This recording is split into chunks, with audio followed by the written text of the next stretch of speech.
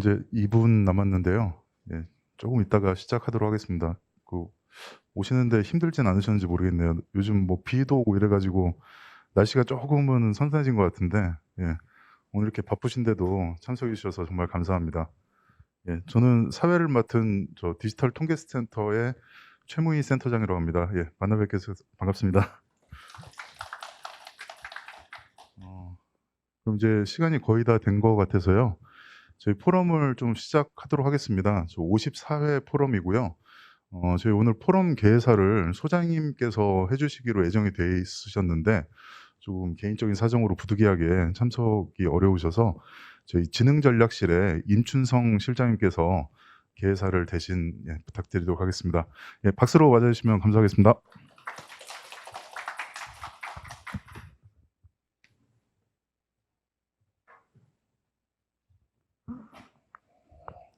예, 안녕하세요. 소프트웨어 정책연구소 임춘성이고요. 앞서 말씀드린 것처럼 사실은 인사를 이렇게 소장님이 드리고 이 포럼의 취지나 이런 것들을 설명을 드렸어야 되는데 부득이하게 아주 급한 그 개인적인 일정이 있어서 양해 말씀을 드립니다. 앞서 말씀드린 것처럼 연구소가 이제 그 창립 이후로 계속 사실은 이런 포럼 활동을 해서 벌써 54회가 됐어요. 여러 가지 그동안에 뭐 주제로 알찬 주제로 많이 했고 그게 이제 정책에 반영이 돼서 또 실행도 하고 있고 그렇습니다. 오늘 그 54회 주제는 앞에 보시는 것처럼 디지털 대전환 시대의 신융합 산업 현황과 미래에 대해서 같이 논의하고 같이 고민해보고 이슈를 발굴을 해보는 그런 시간을 갖도록 그렇게 할 겁니다.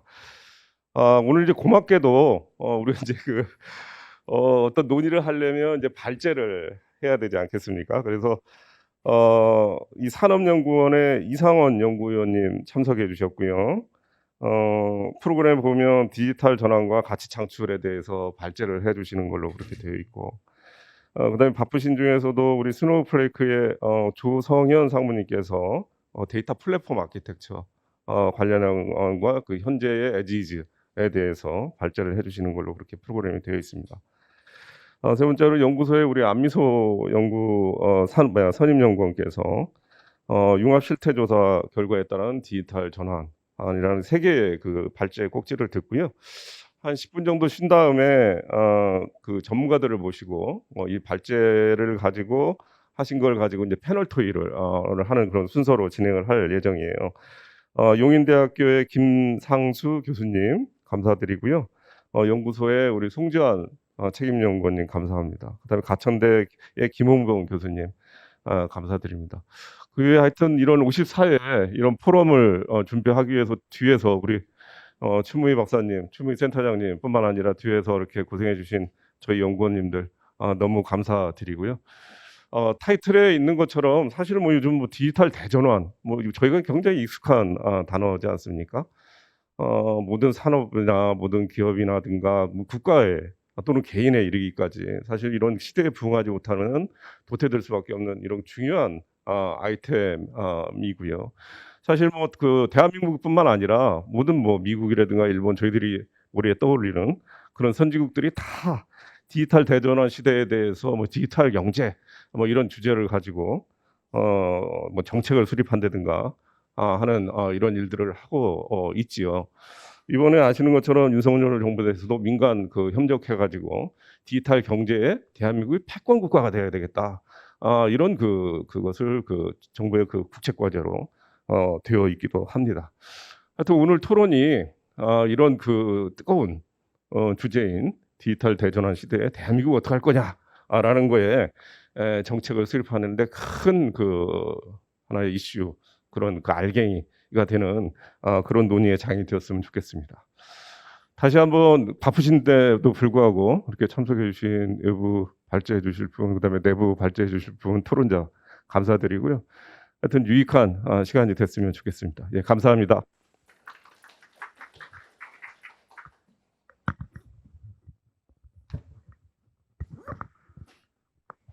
소장님 개회사 끝나면 저 나름대로 멘트를 하고 조금 하려고 준비를 다 했었는데 저희 실장님께서 써드린 대로 안 하시고 말씀을 많이 잘 해주셔서 제가 말씀을 그냥 생략하도록 하고요.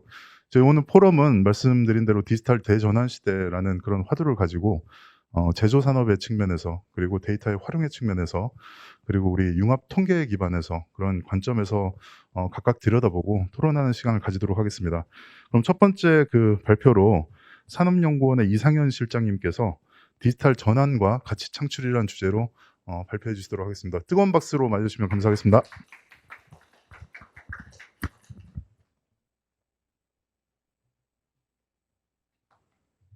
네, 안녕하세요. 처음에 섭외받기로는 디지털 전환과 가치 창출 이제 이런 제목으로 이렇게 만들겠다 이렇게 해주셨는데 사실은 이게 보고서 제목이거든요. 그 밑에 부제로 디지털 기반 제조업 서비스의 유형화와 성장 결정 요인 분석 이런 전체 타이틀로 작년에 한 4, 5개월 걸리는 수시 과제를 진행을 했습니다. 아마 그 과제를 보시고 저한테 연락을 주신 것 같아요.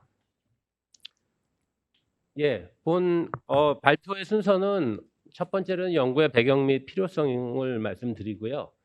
그리고 제조업에서 일어나는 디지털 전환과 또 그 부분에서 이 서비스의 이 연결성이 어떻게 되는지 한번 설명을 드리고, 그 이어서 그렇다면 그런 서비스는 어떤 식으로 이렇게 개념화할 수 있고 어떻게 유형화할 수 있겠는가, 그리고 그거에 적절한 업종들은 뭐가 있으며 그 현황은 어떠한가, 이 부분들 말씀드리고요. 그리고 마지막으로는 양적 성장만이 아니라 지속적인 성장을 할 수 있도록 그런 질적 성장을 지원해 줄 수 있는 정책 방향은 어떻게 되어야 되겠느냐, 이제 이런 순서로 진행을 하겠습니다. 네, 연구의 배경 및 필요성입니다. 그래서 이미 제조업에서의 디지털화 관련된 내용들은 2016년 1월 4차 산업혁명이라는 용어가 나옴과 동시에 활발하게 전개가 됐는데 결국은 스마트 제조라는 부분으로 귀결되고 있습니다. 그래서 스마트 제조의 추진의 그 궁극적 목적은 그 제조 기업의 성과 QCD라고 하죠. 또는 영업이익률이라든가 이런 제조 기업의 성과를 제고하고 또 어떤 생태계를 기반으로 해서 그 지속적인 가치 창출이 가능하게 진행되는 그런 부분으로 이제 이어지고 있는데요.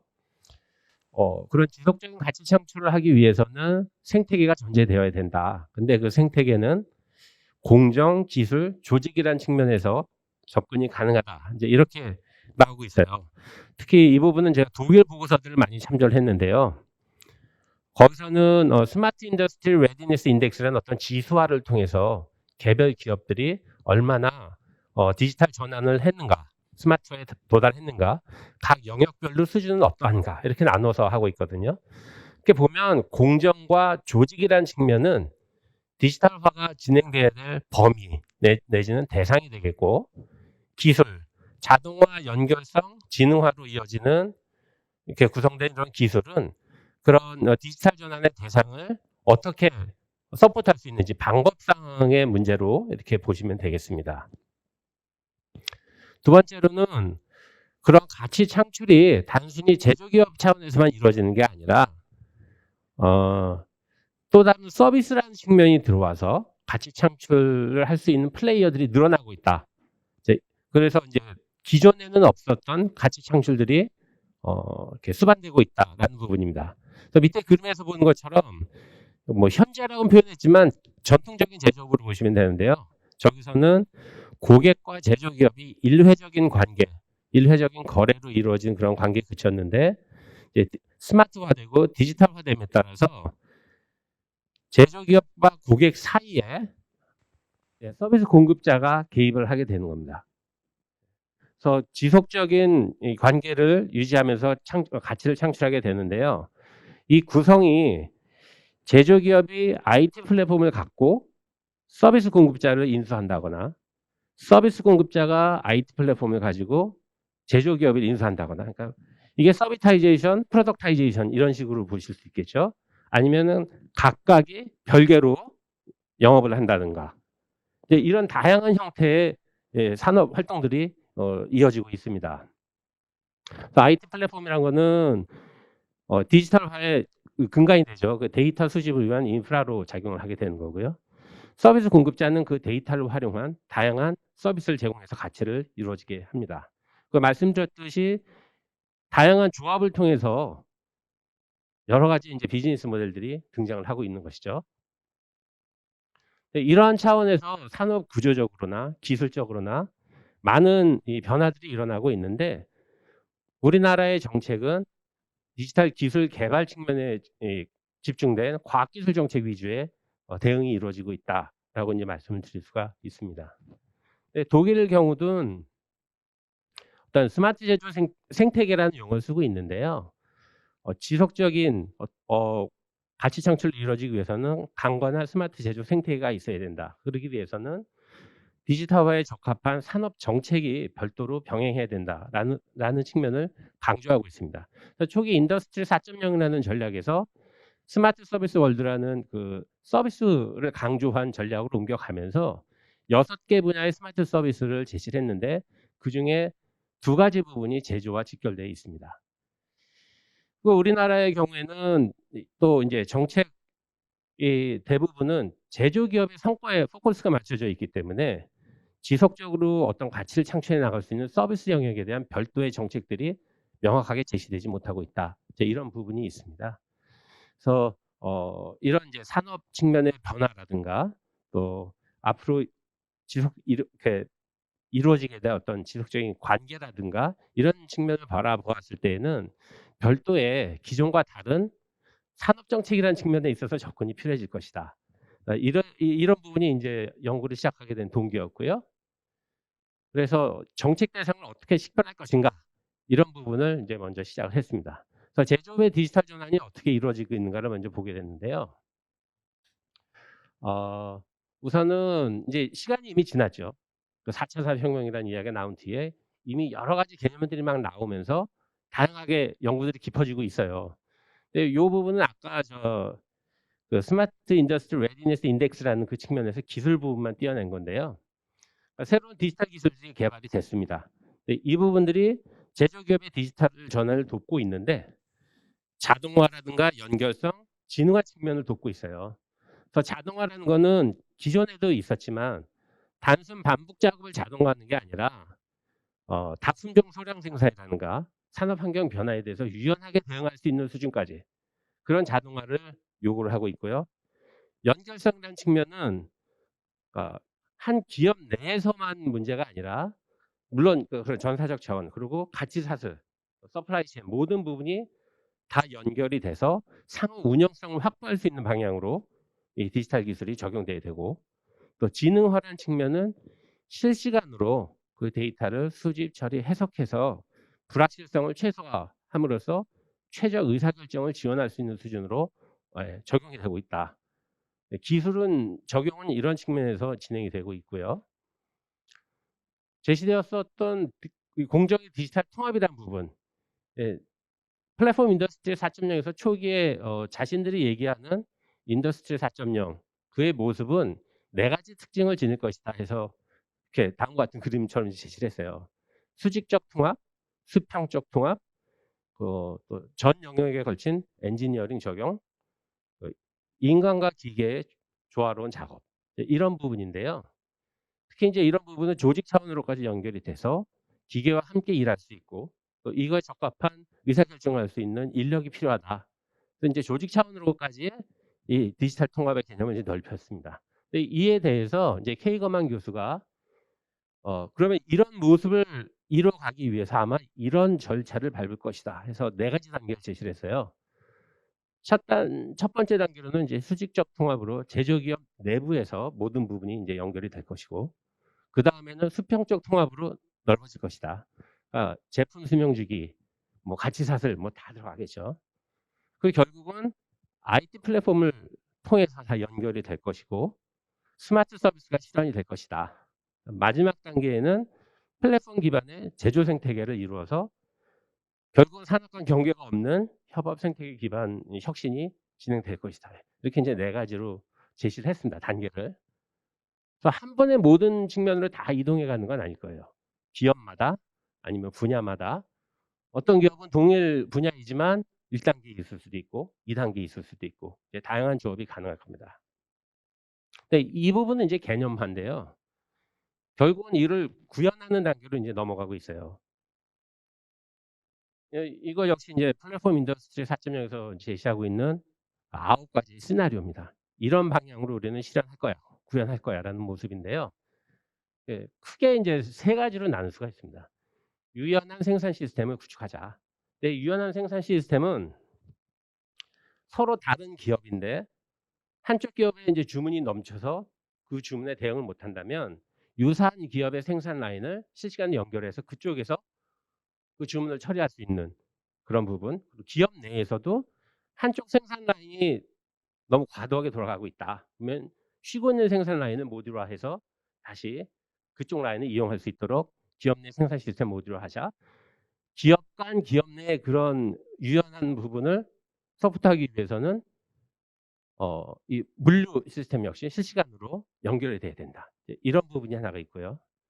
또 하나는 제품과 공정 개발에 있어서 스마트한 방식으로 하자. 유연하게 접근을 하자라는 제품이나 공정 개발 단계의 관련자 모두가 실시간으로 연결돼야 된다. 예. 그리고 또 그게 인제 디지털 기반, 컴퓨터 기반으로 이루어져야 된다. 이제 이런 내용들입니다.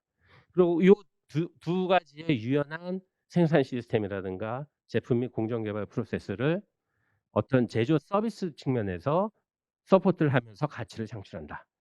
이제 이 시나리오 9 개는 이런 식으로 구성이 되어 있습니다. 구체화되고 있는 거죠. 그러면서 가치 창출 방식을 다음과 같이 제시를 하고 있습니다. 그러니까 앞에서 나왔던 그림을 다시 제시를 한 건데요. 제조기업이 제품을 개발하고 생산하는 그 모든 과정에 발생한 데이터를 플랫폼에 올리고요. 생산된 제품이 고객에게 돌아가면 고객은 그 제품 사용 데이터를 다시 플랫폼을 통해서 올라가게 되죠. 그러면 플랫폼을 통해서 연결된 이 디지털 기반 제조 서비스 공급자는 그 데이터를 활용해서 고객이라든가 제조기업을 지원하는 서비스를 제공하게 됩니다. 이런 부분이 플랫폼을 통해서 연결이 되고 지속적인 관계를 유지하면서 가치를 창출하더라. 그래서 전통적인 영역은 고객하고 제조기업 단계였고 이 플레이어들의 직접적인 연결 그 부분이 가치 창출 영역이었는데 새로운 플레이어들이 들어오면서 새로운 가치 창출 영역이 확대가 되는 이렇게 진행되고 있는 상황이다라는 거죠.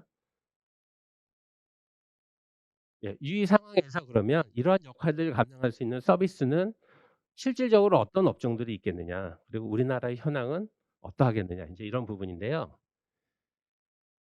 앞의 내용들을 인제 종합해서 디지털 기반 제조 서비스의 개념을 다양한 제조 데이터를 활용을 하고 이를 기반으로 제조 수명 전 영역에 대해서 가치를 창출해 주며 제조기업의 성과를 제고하는 서비스 기업이다. 저는 인제 이런 식으로 한번 제시를 해 봤습니다. 그래서 실질적으로 어떤 부분들이 현재 산업 내에서 이런 디지털 기반 제조 서비스를 제공하고 있느냐 확인해 봤을 때에는 첫 번째로는 스마트 공장 공급 기업 부분이라고 말씀드릴 수 있습니다. 어 이제 대표적인 걸로 이제 4 가지를 들었는데 이제 몇 가지 더 솔루션들이 있겠죠. 그래서 MES ERP 경우는 수직적 통합 단계를 지원하고 PLM, SCM은 수평적 통합을 이제 해 주는 부분인데요. 결국은 이 부분은 유연 생산 시스템 구축과 이제 관련된 부분이고요. 두 번째 인제 가상공학 기업이라고 이제 MNS 기업이라고 할 수 있죠. 엔지니어링 소프트를 활용해서.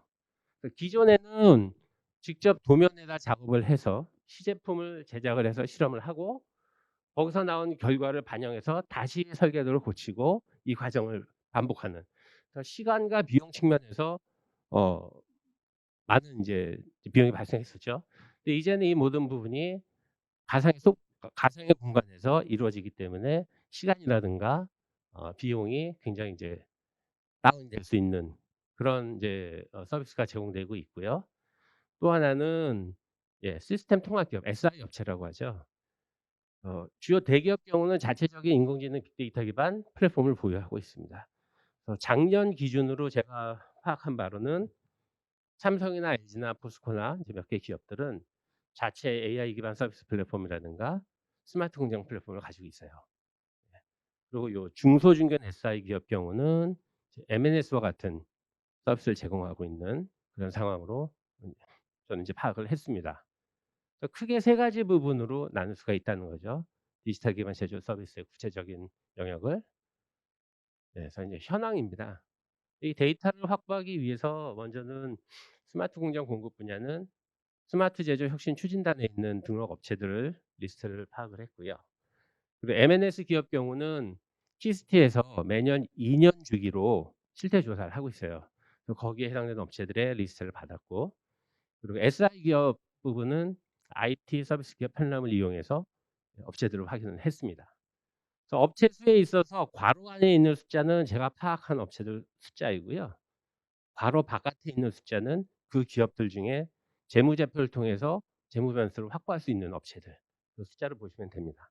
매출액 기준으로 봤을 때 전체 시장은 약 24조 4천억 원 정도 국내 시장 사이즈라고 파악이 됐고요. 그리고 SI 업체 매출액이 가장 높은 상태였습니다. 그리고 이제 이 순이익 측면에서도 SI 업체의 이익이 가장 높게 나왔고요. 그 공급 이 스마트 공장 공급 분야를 보면 기초적인 수직적 통합 부분에 있어서 업체 수와 함께 매출이 가장 높게 나오는, 이게 이제 우리나라 현실이라는 소리죠. 그리고 아직 이 서플라이 체인 매니지먼트까지는 많이 가지 못했고 PLM 수준에 있어서 이익률이 높게 나오고 있다. 그러니까 수평적 통합으로 전개되고 있는 초기다, 이렇게 말씀드릴 수 있겠습니다. 이 부분은 신규 기업의 그 연도별 설립 추이를 한번 본 건데요. 90년대 후반에서 2000년 그 초반까지 IT 붐이일 때 엄청난 숫자로 이렇게 증가를 했어요. 물론 이게 이제 새로 나타나는 기업들의 추이니까 기업 수 자체는 계속 올라가고 있긴 해요. 그죠? 근데 요 2000년대 들어서 굉장한 양적 성장을 이뤘습니다. 우리나라 경제적 그 위기가 있을 때조차도 계속 성장을 했고요. 그런데 스마트 제조가 이제 본격적으로 등장하면서부터 오히려 설립 추이가 떨어지고 있어요. 이 부분은 이 앞선 시기에 있어서 어느 정도 역량이 비축된 기업들이 살아남는다든가, 아니면 요구하는 부분이 많아지기 때문에 기업 설립이 좀 더 까다로워졌다, 이런 부분을 해석될 수 있지 않을까 싶습니다. 그래서 이 부분에 있어서 앞에서도 계속 이제 말씀드리는 것 중에 하나가 지속적인 가치 창출이라든가 스마트 제조 생태계라든가 이런 말씀을 드렸는데요. 결국은 이런 서비스를 수요하면서 가치를 창출하거나 하는 이제 제조기업, 이들이 이제 지속적으로 어떤 고도화라든가 가치 창출이 가능해지려면 이런 서비스 부분, 공급 부분이 같이 성장을 하는 수밖에 없거든요. 그래서 그 성장을 두 가지 측면에서 한번 봤습니다. 요 이제 그래프에서 보시면 파란색은 그냥 매출액 증가율로 파악한 성장률이고요. 주황색으로 나타나는 건 지속 가능 성장률이라고 이 재무 변수를 이용해서 한번 봤어요. 지속 가능 성장률이라 하면 외부의 자금 조달 없이 스스로의 역량으로 성장할 수 있는 그런 부분을 얘기를 합니다. 그래서 요 두 격차가 크다라는 거, 매출액 기준에서 성장률은 높은데 지속 가능 성장률은 낮다라는 거는 과도한 외부 자금을 이용해서 외형적인 성장을 크게 하고 있다. 그래서 그렇게 바람직하지 않은 이제 거품이라고도 어떻게 보면 말씀드릴 수 있는 그런 분야인데요. 그런 부분인데 좀 벌어지고 있는 건 좀 보고 보실 수 있습니다. 그래서 과도한 외형적 성장에 치중을 하면 결국은 수익성은 악화될 거고, 그래서 이제 파급 효과가 약화되는 결론에 이르지 않을까. 또 과도하게 안정적으로 보수적으로만 성장을 하면 투자가 제한되니까 스마트 제조 고도화를 결국은 좀 제한하는 영향을 발생시키지 않을까, 이제 이렇게 우려가 됩니다. 그래서 성장 결정 요인에 대한 이제 분석 결과인데요. 요 푸른색 박스에서 보여주듯이 이제 지속 가능 성장률이란 부분을 수익성, 활동성, 자본 조달, 배당, 이렇게 이제 네 가지 측면에서 한번 실증 분석을 해 보았습니다. 이제 수익성 지표, 이제 순이익률 측면에서는 국내 디지털 기반 제조 서비스업이라고 불리는 그 네 가지 그 분야의 기업들의 양적, 질적 성장 모두에 유의미한 결과를 미치고 있다, 이제 그런 부분이 발견됐는데, 특히 양적 성장에 훨씬 더 큰 영향을 발휘하고 있음을 이제 발견을 했습니다. 활동성 지표는 이제 자산 회전율이라고 하는데요. 기업 내 자산을 얼마나 효율적으로 활용하는가라는 측면도 있지만 수요 부분이 이 기업에 얼마나 영향을 미치는가를 파악할 수 있는 변수로도 쓰이거든요. 이 활동성 지표를 봤을 때 양적 성장에만 유의미한 영향력을 미치는 걸로 이제 발견이 됐습니다. 그 말은 정부에서 스마트 공장 그 보급 확산 사업이 굉장히 지속적이고도 강력하게 이제 드라이브가 걸려 있는데 그 효과가 질적 성장으로는 이어지지 못하고 있는 거 아닌가. 네, 요런 시사점을 좀 볼 수가 있고요. 그 자본 조달은 이제 부채에 의지해서 양적 성장을 갖는 부분이죠. 역시 이제 질적 성장에는 별로 의미가 없는 그런 결과가 나왔고요. 그 내부 유보율이라는 측면인데요. 이 부분에 우리나라에서는 기업에게 세금을 부과를 하고 있어요. 근데 그 부분이 질적 성장을 제고시키는 데 가장 결정적인 변수 중에 하나로 좀 발견이 되었습니다.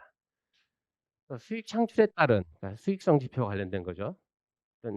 내부 자금이 확실하게 확보가 될 때야 질적 성장으로 연계가 되고 있구나. 그리고 기존에 우리가 하고 있었던 스마트 공장 보급 확산 사업에 대해서 뭔가 보완이 이루어져서 질적 성장으로 이어지도록 좀 뭔가가 바뀌어야 되지 않겠는가라는 거 하고요. 그리고 내부 유보율 이 부분과 관련돼서는 이제 뭔가 정책이 바뀌어야 되지 않겠는가 그런 시사점을 좀 볼 수가 있습니다. 결국은 지속 가능 성장, 질적 성장을 위한 정책 지원 방향을 한번 제시를 해봤는데요. 그러니까 디지털 기반 서비스 측면에 대해서 그 분야만 특화된 어떤 정책 지원 체계가 없어요. 어떤 체계적인 성장 지원 체계가 필요하지 않겠는가 그림과 같은 부분을 한번 제시해 보았고요. 그리고 스마트 제조에 부합하는 정책 접근이다. 그러니까 이 스마트화, 디지털화 되면서 산업 구조와 또 시장 메커니즘이 바뀌고 있습니다. 그러니까 네트워크 이펙트가 워낙에 커지다 보니까 기존의 시장 점유율로 보던 공정 경쟁이라든가 이런 개념의 적용이 힘들어지게 됐어요. 특정 기업이 시장을 전부 다 가져가든가 아니면 경쟁이 워낙에 치열해져서 시장들이 아주 잘게 나뉘든가 이제 그런 부분이 있는데 우리나라는 여전히 시장 점유율 차원의 관점에서만 경쟁을 이제 보고 있다라는 거. 그리고 이제 SI 기업의 경우 우리나라에서 가장 큰 이제 이익을 창출하고 있는데 대기업이라든가 또 중소 중견 요 기업의 규모별로 역량 차이가 확실하게 있고요. 그리고 시장이 분명하게 분리가 돼 있어서 서로 경쟁 관계가 있지 않은데 이들을 하나의 풀로 집어넣고 동일한 이 수준으로 보고 정책을 하고 있다 이런 부분이 있습니다. 그래서 요 디지털화에 따른 산업 구조 변화를 반영한 어떤 정책 이런 이제 접근이 있어야 되지 않겠는가 하는 거고요. 질적 성장을 뒷받침할 수 있는 어떤 제도적 보완이다 이런 부분에 있어서는 조세 제도 부분을 좀 한번 봐야 되지 않을까. 물론 이 부분은 모든 기업들한테 다 해당될 수 있는 내용이고요. 또 하나는 이제 근거 법률의 마련이다. 여기 이제 소프트웨어 관련된 이제 연구소인데요. 제가 IT 업체들을 만나 보면 그 SI 기업들이죠. 이들 기업들을 지원해 줄 수 있는 정책 근거 그 법안이 없습니다. 지금 적용되는 법은 전자정부법, 소프트웨어 진흥법인가요? 그 부분이 있는데 IT 측면에서 볼 때는 소프트웨어 관련된 부분을 제조업으로 보고 있더라고요. 미국이나 일본이라든가 이런 부분에서 소프트웨어와 IT 서비스 쪽을 분리해서 보고 있는데 그 부분에 대해서 한 번 더 점검을 해달라 이제 이런 요청들이 있습니다. 그런 어떤 제도적 보완들이 필요하지 않겠는가 이런 부분을 제시했었습니다. 예, 이상입니다.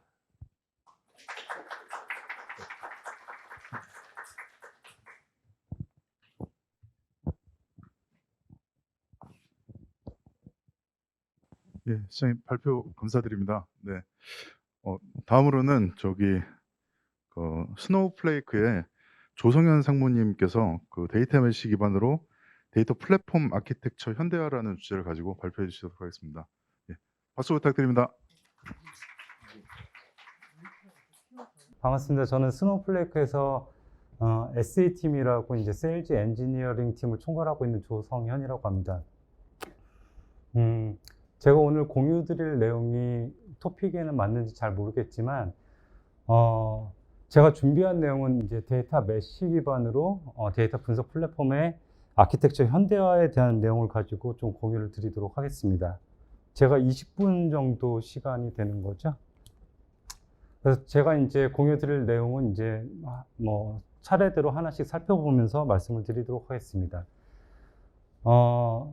일단 이제 오늘날 기업 환경에서 데이터를 바라보는 시각이 굉장히 변화가 된 것 같아요. 그 얘기는 이제 엔터프라이즈 환경에서 데이터가 굉장히 중요한 비즈니스 자산으로 인식을 하고 있고요.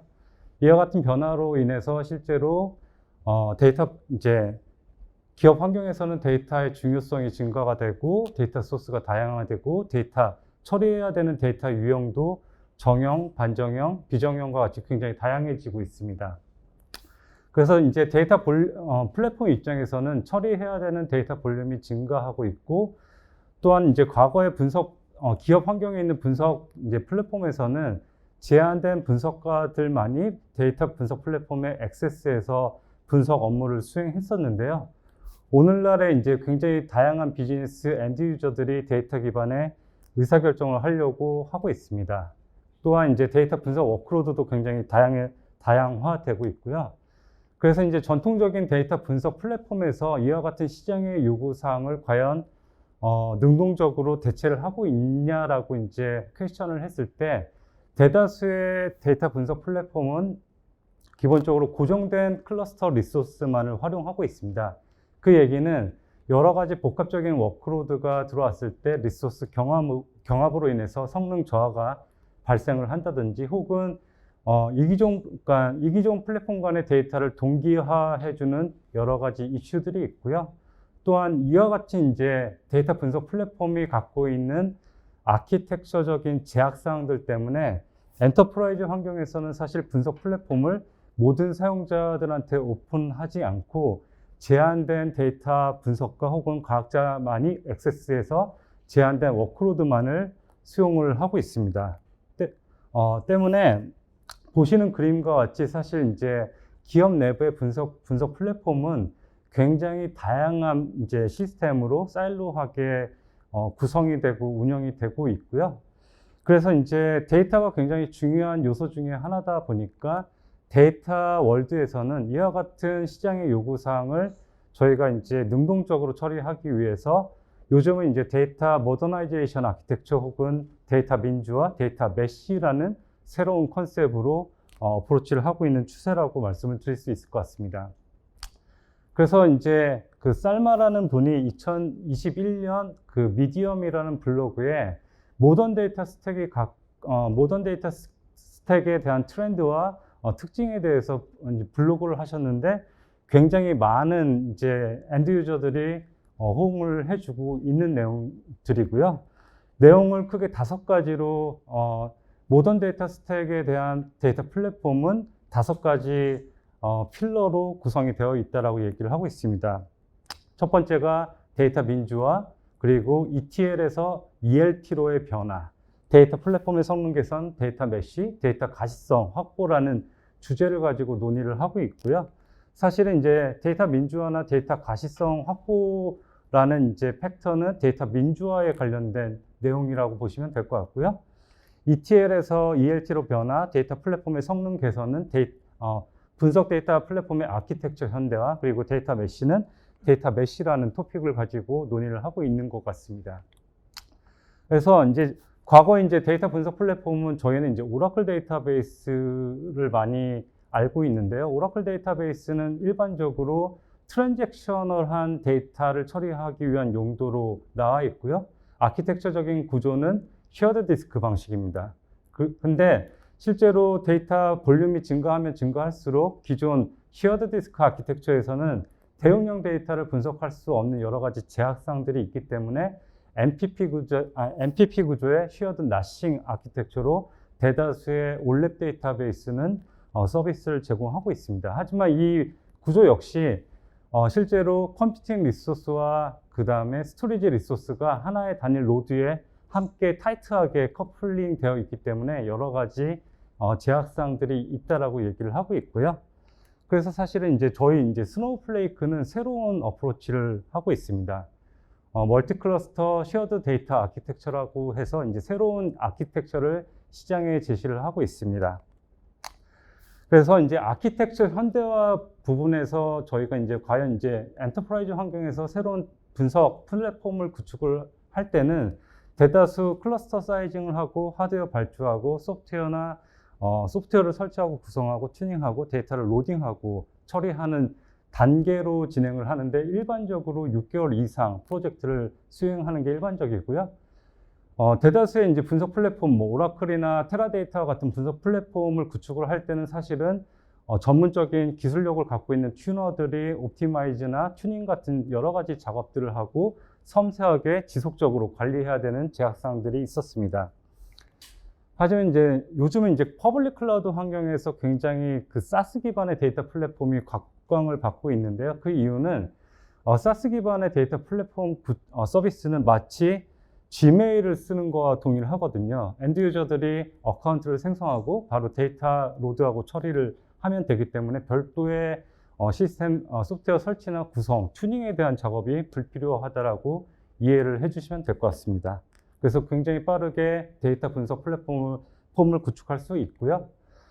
두 번째로 이제 대다수의 분석 플랫폼을 보시는 그림처럼 여러 가지 데이터 소스에서 생성된 데이터를 ETL이라는 단계를 통해서 데이터를 트랜스포메이션해서 EDW와 같은 분석 플랫폼에 적재를 하고 있습니다. 하지만 데이터 소스가 다양화되면 실제로 ETL의 과부하가 되고 여기에 더 많은 리소스를 그리고 비용을 투자를 해야 되는데요.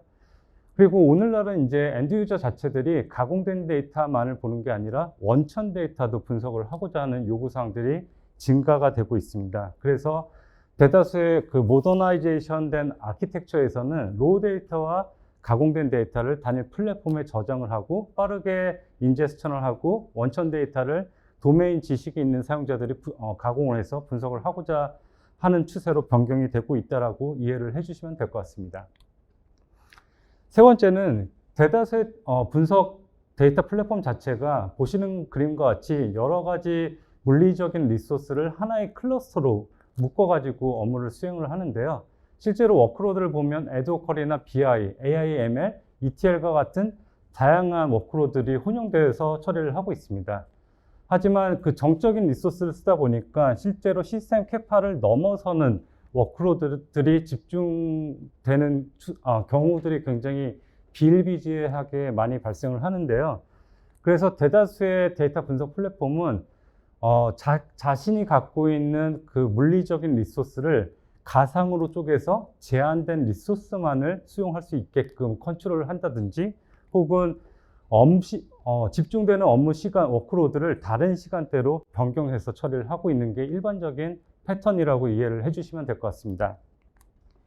하지만 이제 스노우플레이크, 그러니까 새로운 데이터 분석 플랫폼은 실제로 워크로드 유형별로 격리된 실행 환경을 제공하고 있고요. 워크로드 패턴에 따라서 자유롭게 스케일업, 스케일아웃, 일라스틱하게 리소스를 제공해 줄 수 있기 때문에 엔드 유저가 필요한 시점에 분석 업무를 자유롭게 수행을 할 수 있다라고 이해를 해주시면 될 것 같습니다. 또한 이제 앞서 저희가 살펴본 바와 같이 엔터프라이즈 환경에서는 굉장히 사일로한 데이터 분석 플랫폼들이 존재를 하는데요. 이런 데이터 플랫폼 간에 실제로 데이터를 동기화할 때는 CDC나 ETL, 뭐 EAI와 같은 여러 가지 도구를 써가지고 데이터를 동기화를 하는데 일반적으로 데이터 공급자와 데이터 소비자 간의 데이터를 동기화해주는 시간, 비용, 그리고 뭐 여러 가지 이슈들이 있는 게 일반적인 패턴이라고 얘기를 하고 있습니다. 하지만 이제 퍼블릭 클라우드 환경에서는 실제로 데이터 공급자와 소비자 간의 데이터를 공유를 할 때 물리적으로 데이터를 복사나 카피하지 않고 데이터를 공유할 수 있는 기능들이 하나둘씩 나오고 있기 때문에 이런 부분들도 자연스럽게 해결을 하고 있다라고 얘기를 하고 있고요. 그래서 오늘날의 대다수의 데이터 분석 플랫폼들은 기업 내에 존재하는 다양한 데이터 소스를 단일 데이터 플랫폼으로 통합하고자 하는 얘기를 많이 하고 있어요. 그게 데이터 웨어하우스라든지 데이터 레이크, 그리고 요즘 얘기하는 데이터 레이크 하우스도 단일 데이터 플랫폼으로 통합하는 모습을 얘기를 하고 있는데요. 실제로 단일 데이터 플랫폼으로 통합할 때는 기존 파이프라인에 집중이 되고 실제로 기업 환경에서 데이터 파이프라인을 구축하는 팀들은 굉장히 소수 팀이 운영을 하고 있습니다. 그 얘기는 그러니까 도메인 지식이 없는 사람들이 패턴화된 데이터를 가공 처리하기 때문에 엔드 유저들이 원하는 데이터로 데이터를 트랜스포메이션 하지 못하는 여러 가지 제약사항들이 있다라고 얘기를 하고 있습니다. 마찬가지로 여러 도메인들, 여러 가지 소스에서 생성되는 데이터를 단일 데이터 플랫폼을 구축할 때는 실제로 구축 프로젝트가 장시간이 소요가 되고요. 그리고 단일 플랫폼에서 저희가 앞서 살펴본 바와 같이 이기종 워크로드 간의 여러 가지 리소스 간섭이나 성능 저하 현상이 발생할 수 있는 소지가 있다라고 얘기를 하고 있습니다. 또한 기업 환경에서 엔드 유저들은 항상 데이터를 활용하는 패턴들이 빠르게 변경이 되기 때문에 엔드 유저의 리퀘어먼트를 빠르게 애자일스럽게 수용하지 못하는 단점들이 있다라고 얘기를 하고 있습니다. 그래서 모더나이즈 스노우플레이크에서 데이터 이제 아키텍처를 모더나이제이션 하는 방법에 대해서 설명을 드리려고 하는데요. 일반적으로 스노우플레이크의 아키텍처는 굉장히 현대화된 아키텍처를 채택을 하고 있습니다. 그 얘기는 기본적으로 워크로드별로 분리된 실행 환경을 제공하고 있고요. 또한 데이터 볼륨이 확장되면 과거에는 스토리지와 컴퓨팅을 한꺼번에 확장을 해야 되는데 스토리지만 자연스럽게 확장이 되고 있습니다. 마찬가지로 사용자 워크로드가 증가가 되면 워크로드 패턴에 맞게 스케일업이나 스케일아웃을 자연스럽게 워크로드 패턴에 맞춰서 자연스럽게 할 수 있는 거고요. 그래서 이제 스노우플레이크가 엔드 유저의 워크로드를 처리하는 확장성 크게 세 가지 팩터로 처리를 하고 있는데 첫 번째가 스케일 어크로스 방법입니다. 그 얘기는 실제로 데이터 분석 플랫폼의 워크로드는 보시는 그림처럼 BI나 ETL, 에듀오 다양한 워크로드가 혼용되는데 스노우플레이크에서는 워크로드 유형별로 격리된 실행 환경을 제공하기 때문에 다른 워크로드에 헤비 워크로드가 ETL에 헤비 워크로드가 있다라고 해서 에듀옥이나 BI의 성능 저하 현상이 발생하지 않는 구조로 처리가 되고 있습니다. 두 번째는 이제 스케일업인데요. 일반적으로 데이터 분석 플랫폼을 사용하는 엔드 유저들은 느린 쿼리가 있을 때 해당 쿼리를 튜닝하려는 시도를 많이 하고 있습니다. 하지만 스노우플레이크는 엔드 유저가 처리되는 느린 쿼리를 단순하게 스케일업 해가지고 쿼리 성능을 최적화해 줄 수 있는 기능들을 제공하고 있고요. 세 번째는 스케일아웃입니다. 일반적으로 BI 사용자들은 특정 시간 패턴에 굉장히 동시 접속을 많이 하는 유형 패턴의 업무를 수행하고 있는데요. 실제로 업무 시간에 단 한 사람이 BI 업무를 수용하고 있다가 업무 집중 시간에 여러 사용자들이 집중이 된다면 그 시점에 동일한 클러스터를 자연스럽게 스케일 아웃하는 기능을 통해서 유연하게 처리를 한다라고 이해를 해주시면 될 것 같습니다. 데이터 이제 쉐어링에 대한 얘기인데요. 전통적인 DBMS 간의 데이터를 동기화하는 방식은 프로바이더에서 동기화되는 데이터를 컨슈머에게 물리적으로 복사하고 카피하는 방식으로 데이터를 동기화를 합니다. 일반적으로 CDC나 ETL, EI와 같은 솔루션을 많이 사용하고 있고요. 내부적으로 보면 데이터를 추출하고 데이터를 압축하고 암호화해서 전송한 다음에 실제로 데이터 컨슈머는 다운로드 받고 실제로 로드하는 여러 가지 단계를 수행하게 되는데 이 모든 게 실제로는 굉장히 오래된 시간이 걸리는 작업이라고 이해를 해주시면 될 것 같고요. 이와 마찬가지로 데이터 프로바이더 입장에서는 공유해야 되는 테이블 개수가 많아지면 많아질수록 데이터 파이프라인을 많이 생성을 해야 되고요. 마찬가지로 공유해야 되는 컨슈머들이 많아지면 많아질수록 데이터 파이프라인은 굉장히 복잡해질 수밖에 없는 구조라고 이해를 해주시면 될 것 같습니다. 근데 모더나이제이션 한 데이터 쉐어링 방식은 데이터 프로바이더가 공유한 데이터를 다이렉트로 공유를 하는 거죠. 데이터 복사나 카피 없이 라이브 데이터를 공유를 하면 데이터 프로바이더 입장에서 업데이트나 딜리트된 데이터를 실시간으로 데이터 컨슈머가 활용할 수가 있는 거고요. 가장 중요한 거는 데이터 프로바이더가 제공한 데이터에 대한 오너십을 프로바이더가 계속 유지하고 있다는 것입니다. 그리고 또한 이제 데이터 컨슈머 입장에서는 공유받은 데이터, 자기가 갖고 있는 데이터를 조인해 가지고 새로운 인사이트를 찾을 수가 있고요. 이론적으로는 프로바이더 입장에서는 컨슈머의 개수가 무한적으로 늘어나도 성능에 영향도가 없다라고 얘기를 하고 있습니다.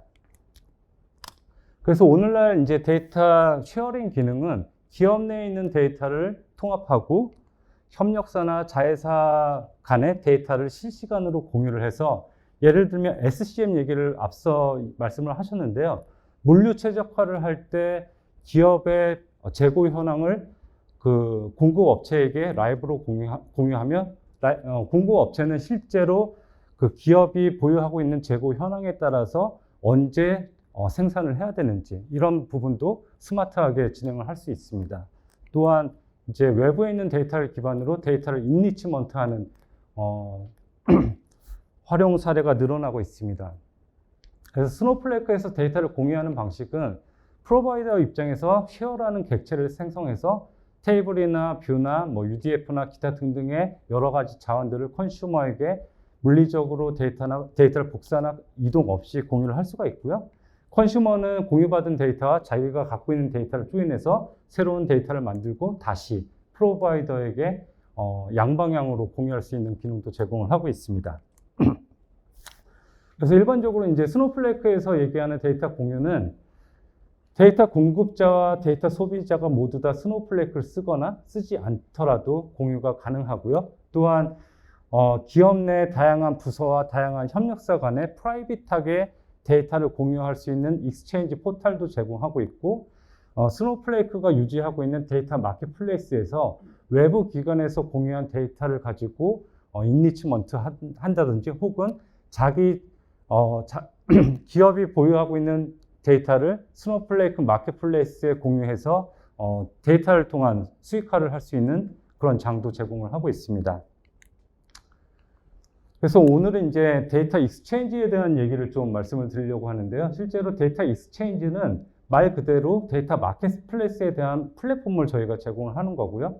그럼 데이터 공급자는 자신이 보유하고 있는 데이터를 프로덕트화해서 안전하게 데이터를 공유하는 거고, 데이터 소비자는 필요한 데이터를 쉽게 검색해서 활용을 할 수 있다고 보시면 될 것 같습니다.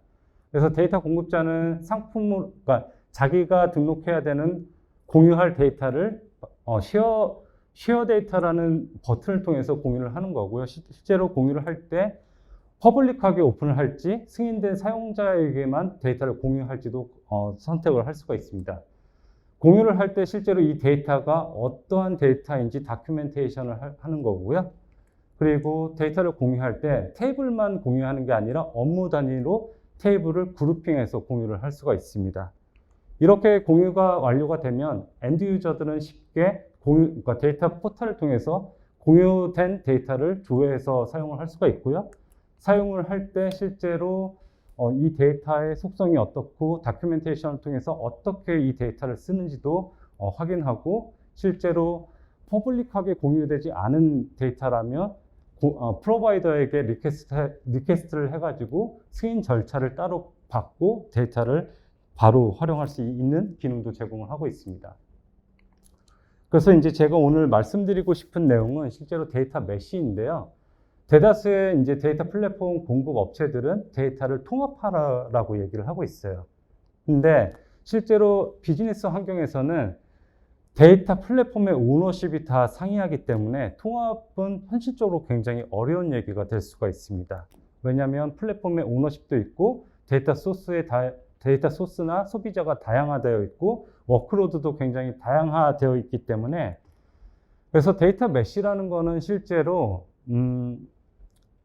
도메인 중심으로 셀프 서비스 플랫폼을 개별적으로 구축을 하고, 도메인별로 구축된 데이터 플랫폼 간의 데이터를 원활하게 공유하는 컨셉으로 이해를 해주시면 될 것 같습니다. 즉, 과거에는 모든 데이터 분석 플랫폼들이, 벤더들이 얘기하는 단일 데이터로 통합이 아닌 도메인별로 실제로 데이터 플랫폼을 구축을 하고, 이 도메인에 있는 데이터를 유기적으로 공유를 해서 활용하는 측면으로 이해를 해주시면 될 것 같습니다. 그래서 예를 들면 기업 내 테라데이터, 하드, 빅데이터, 버티카, 오라클과 같이 여러 가지 분석 플랫폼이 있다면 그 분석 플랫폼을 도메인별로 그대로 유지를 하면서 실제로 스노우플레이크가 제공해주는 데이터 익스체인지를 통해서 필요한 데이터를 굉장히 안전하게 공유를 해서 업무를 연속적으로 지원을 하는 게 메쉬라고 보시면 될 것 같습니다. 네, 이상으로 제 시간을 마친 것 같습니다. 감사합니다.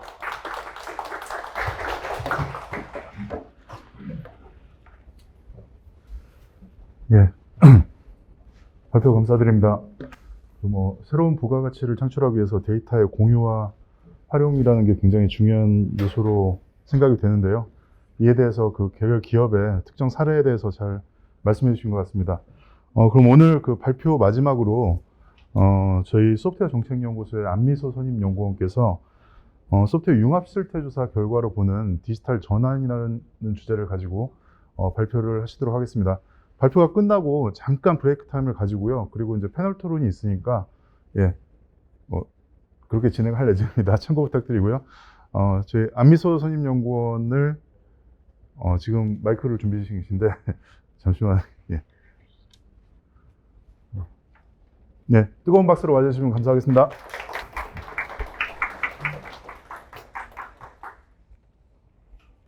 네, 안녕하세요. 소프트웨어 융합 실태조사 결과로 보는 디지털 전환 발표를 맡게 된 안미소입니다. 먼저 발표 전에 양해의 말씀을 드리려고 하는데요. 제가 주말 동안 목감기가 계속 심하게 걸렸어서 좀 목 상태가 안 좋은 점 미리 양해의 말씀 드리고요. 다행히도 3일 내내 코로나 검사를 받아봤는데 확고하게 음성이라고 떠서 오늘 발표를 진행할 수 있게 되었습니다. 네, 오늘 발표는 제가 담당하고 있는 소프트웨어 융합 실태조사의 대략적인 개요와 2021년 조사 결과를 중심으로 말씀드리도록 하겠습니다. 예, 먼저 조사 개요 부분입니다.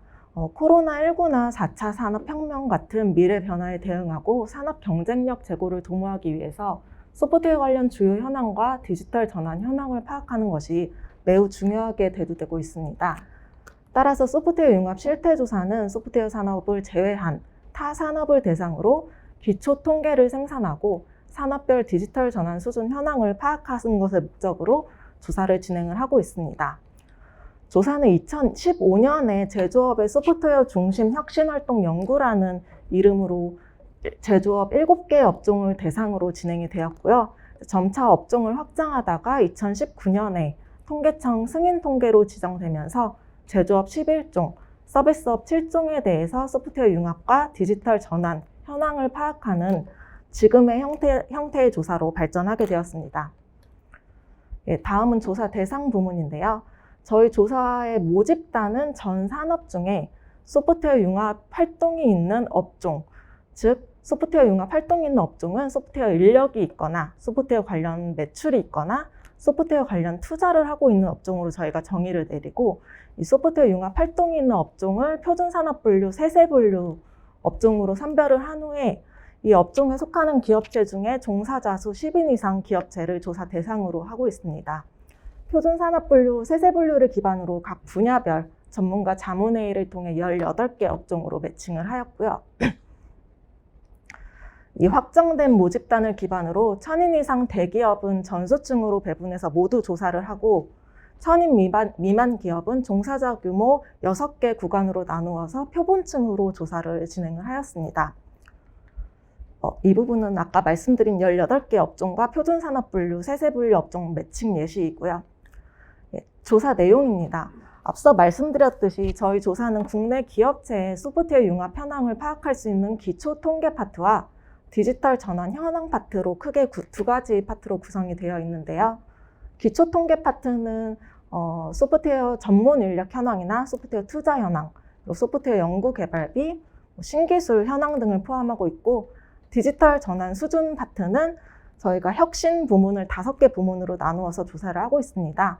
기업 전략과 조직 문화, 그리고 제품과 서비스 혁신, 공정 혁신, 비즈니스 모델 혁신, 그리고 마지막으로 데이터 혁신 5개의 분야로 나누어서 디지털 전환 현황을 파악하고 있습니다.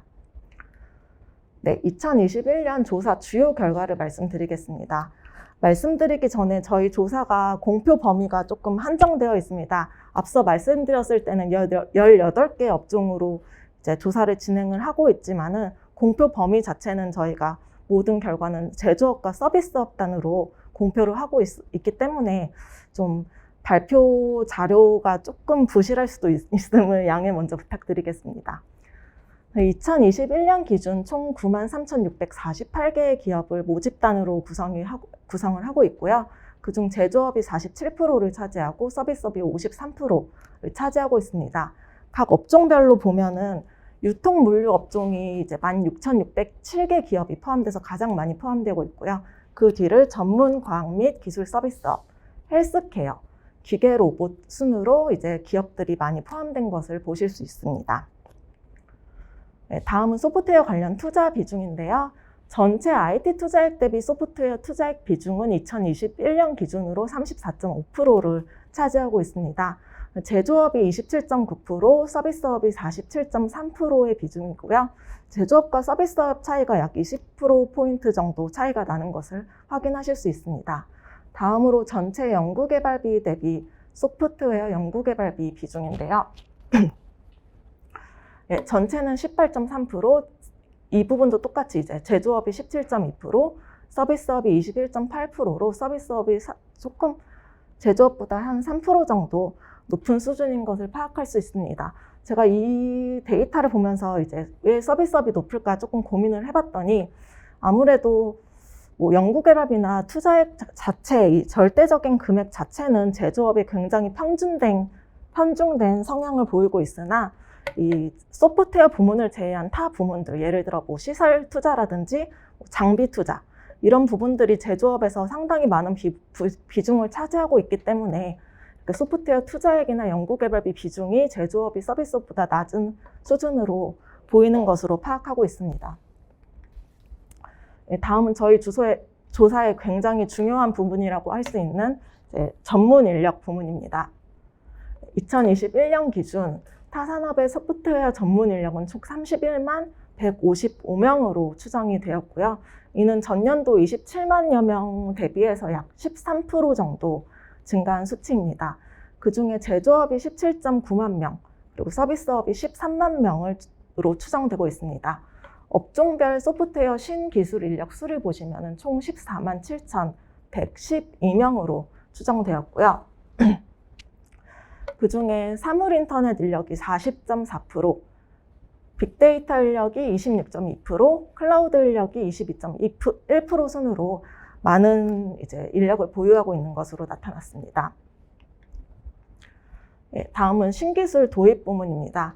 저희가 앞서 이제 말씀드린 사물인터넷이나 클라우드 컴퓨팅, 빅데이터, 인공지능, 블록체인, 실감형 소프트웨어, 이 6개의 기술 중 단 한 개라도 도입한 기술이 있다라고 응답한 기업은 전체의 64%를 차지하고 있고요. 그 중에서 사물인터넷이 55% 이상으로 가장 많이 도입하고 있는 기술로 나타났고, 클라우드 컴퓨팅도 16.3%, 빅데이터 5.9% 순으로 집계가 되었습니다. 이제 보시면 아시겠지만 대부분의 기술이 이제 제조업보다 서비스업에서 조금 더 도입률이 높은 것을 파악할 수 있고요. 다음으로 소프트웨어 신기술 실행 단계 부문입니다. 저희 실행 단계는 초기 구축 부문별, 그리고 초기 구축 실행 단계, 부문별 실행 단계, 전사적 실행 단계로 나누어서 각 기술별 수준을 조사하였습니다. 그 결과 인공지능의 경우는 초기 구축 실행 단계에 있는 기업이 4.5%에 불과하고, 부문별이나 전사적 실행 단계에 이제 도입했다는 기업이 약 95%로 굉장히 높은 수준을 보이고 있었습니다. 반면 블록체인 같은 경우는 초기 구축 실행 단계에 있다는 기업이 전체의 3분의 1 이상이 되면서 아직 블록체인을 도입을 하는 기업은 뭐 그렇게 많지도 않지만 0.4%의 기업이지만 이 기업 중에서도 전사적으로 실행하는 기업은 거의 없고 이제 초기 구축 단계에 머물러 있다라고 보시면 될 것 같습니다. 다음은 소프트웨어 신기술 도입 형태와 애로사항입니다. 전체 신기술을 도입한 기업 중에서 어떤 식으로 도입했냐 물었더니 이제 71.6%의 기업이 외부 전문 업체에 아웃소싱을 맡겨서 소프트웨어 신기술을 도입했다라고 응답하였습니다. 그 뒤를 이어서 자체 R&D 및 내부 개발을 했다는 기업이 26%를 차지하고 있었고요.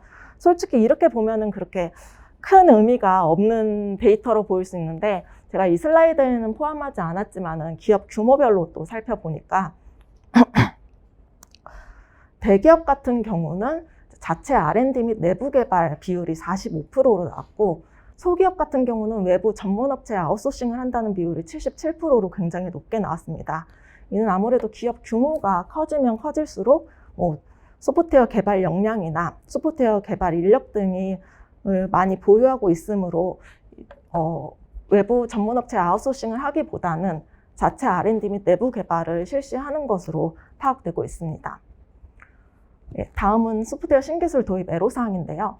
거의 한 30%의 비율로 투자 대비 성과의 불확실성이나 전문 정보의 부족, 상호 보안 및 표준화 미비를 큰 애로사항으로 꼽으셨는데 이런 부분들이 해결된다면은 소프트웨어 신기술 도입률이 향후 조금 개선이 되지 않을까 그렇게 생각됩니다. 다음은 오늘 주요 꼭지 중 하나인 디지털 전환 부문인데요. 전체 93,000여 개의 기업 중에 디지털 전환을 추진하고 있다는 기업은 총 16%고 향후 1, 2년 내에 추진을 계획을 하고 있다는 기업은 2%로 추정이 되었습니다. 이 16%고 제가 이 숫자를 지금 적어놓지를 않아서 이 초록색 바는 전년도 수치이거든요. 전년도 13.4% 대비 16%는 약 22% 정도 크게 증가한 수치고요. 이 부분은 아마 코로나19로 인해서 디지털 전화가 가속화됨에 따른 결과로 제가 추정을 하고 있습니다. 이 16%와 추진 계획 중인 기업을 대상으로 디지털 전환 추진 목적을 물었더니 96%의 기업이 업무 효율화를 위해서 추진하고 있다고 응답하였고 고객 경험 및 서비스 개선을 위해서 추진하고 있다는 기업이 43.3%, 직원의 생산성 향상 및 협업 개선을 위해서 도입하고 있는 기업이 24% 정도로 추정이 되었습니다. 이 부분은 제가 전년도 데이터와 비교를 해보았는데요. 제가 슬라이드에 담지 못해서 그냥 구두로 말씀드리도록 하겠습니다. 전년도 데이터와 비교를 했는데 업무 효율화나 직원의 생산성 및 협업 개선 부분은 전년도 데이터 대비 약 10%포인트가량 크게 상승한 것으로 나타났습니다. 이는 아무래도 디지털 전환이 코로나19로 인해서 비대면 업무 영향으로 인해서 이 비대면 업무의 증가로 인해서 기업의 디지털 전환이 주로 내부 업무 효율화와 생산성 그리고 협업 개선에 집중되고 있는 결과로 보실 수 있습니다. 다음은 저희가 앞서 말씀드렸던 그 각 분야별 기업의 디지털 전환 수준을 말씀드리도록 하겠습니다. 기업 전략 부문인데요. 거의 모든 차원에서 경영진의 의지가 굉장히 높은 수준으로 보여지고 있습니다.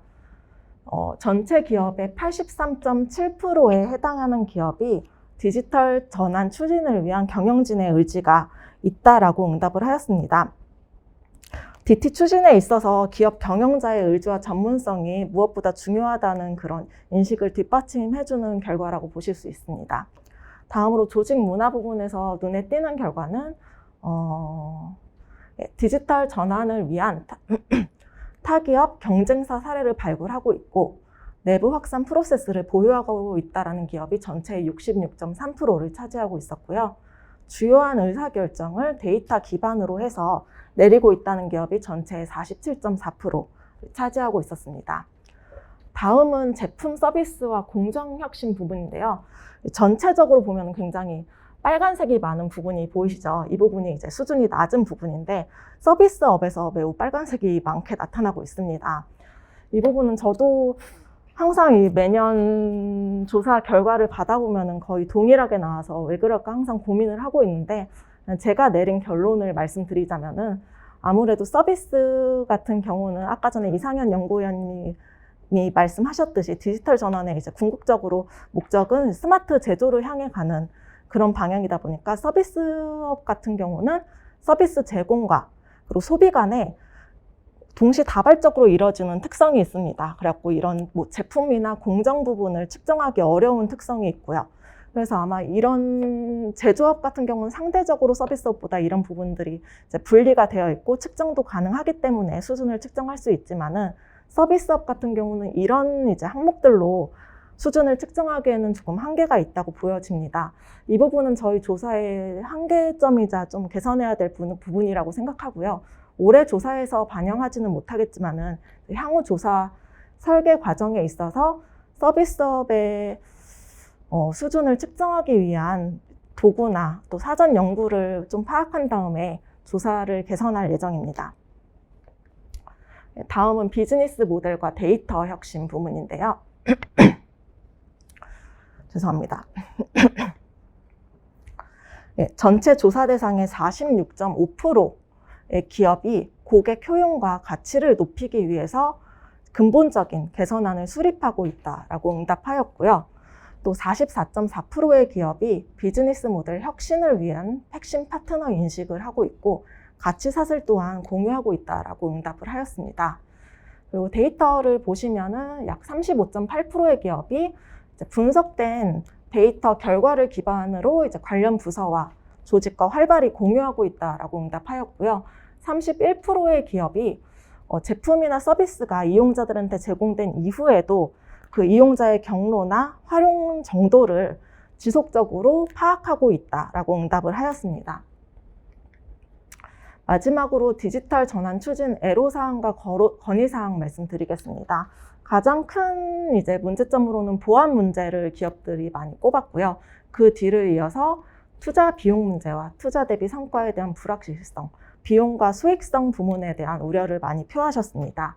그리고 정부 건의사항으로는 이제 40%가 넘는 기업들이 전문 인력이 부족하고 그에 대한 양성을 필요로 하고 있고요. 또 39.8%의 기업이 지원 사업을 확대를 요청하고 있습니다. 두 부분 다 아마 이제 정부의 지원이 더 필요하다라는 것을 말씀하고 이제 표현하고 있는 것 같습니다. 마지막으로 조사 활용 부문입니다. 소프트웨어 융합 실태 조사는 국가 정책 지원을 위한 기초 자료를 제공하고 있고 타 산업을 대상으로 한 유일한 소프트웨어 전문 통계를 생산하고 있습니다. 그래서 디지털 전환이나 소프트웨어 융합 정보를 융합 관련 현황을 기업체와 연구기관에 제공함으로써 산업 소프트웨어 연구 활성화에 기여를 하고 있다고 생각합니다. 저희 결과표는 매년 코시스에 보시면은 정보통신 부문에 이제 매년 공표가 되고 있고요. 또 연구 목적으로나 아니면 뭐 분석 목적으로 원데이터를 요청하시는 분들이 많은데 원데이터는 통계청의 마이크로 데이터 제공 서비스 포털에서 신청 후 다운로드 받으실 수 있습니다. 혹시 이런 부분들이 너무 정말 번거롭고 귀찮으시다 하면은 저한테 개별적으로 연락 주시면은 제가 이제 제공 가능한 범위에서 제공을 해드리도록 하겠습니다. 네, 오늘 발표는 짤막하게 이쯤에서 마치도록 하겠고요.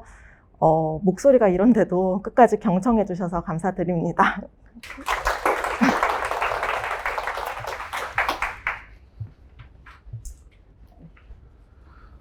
예, 지금 목 상태가 굉장히 안 좋으신데도 발표를 끝까지 잘 맞춰주신 안미소 선임연구원께 다시 한번 박수 부탁드립니다.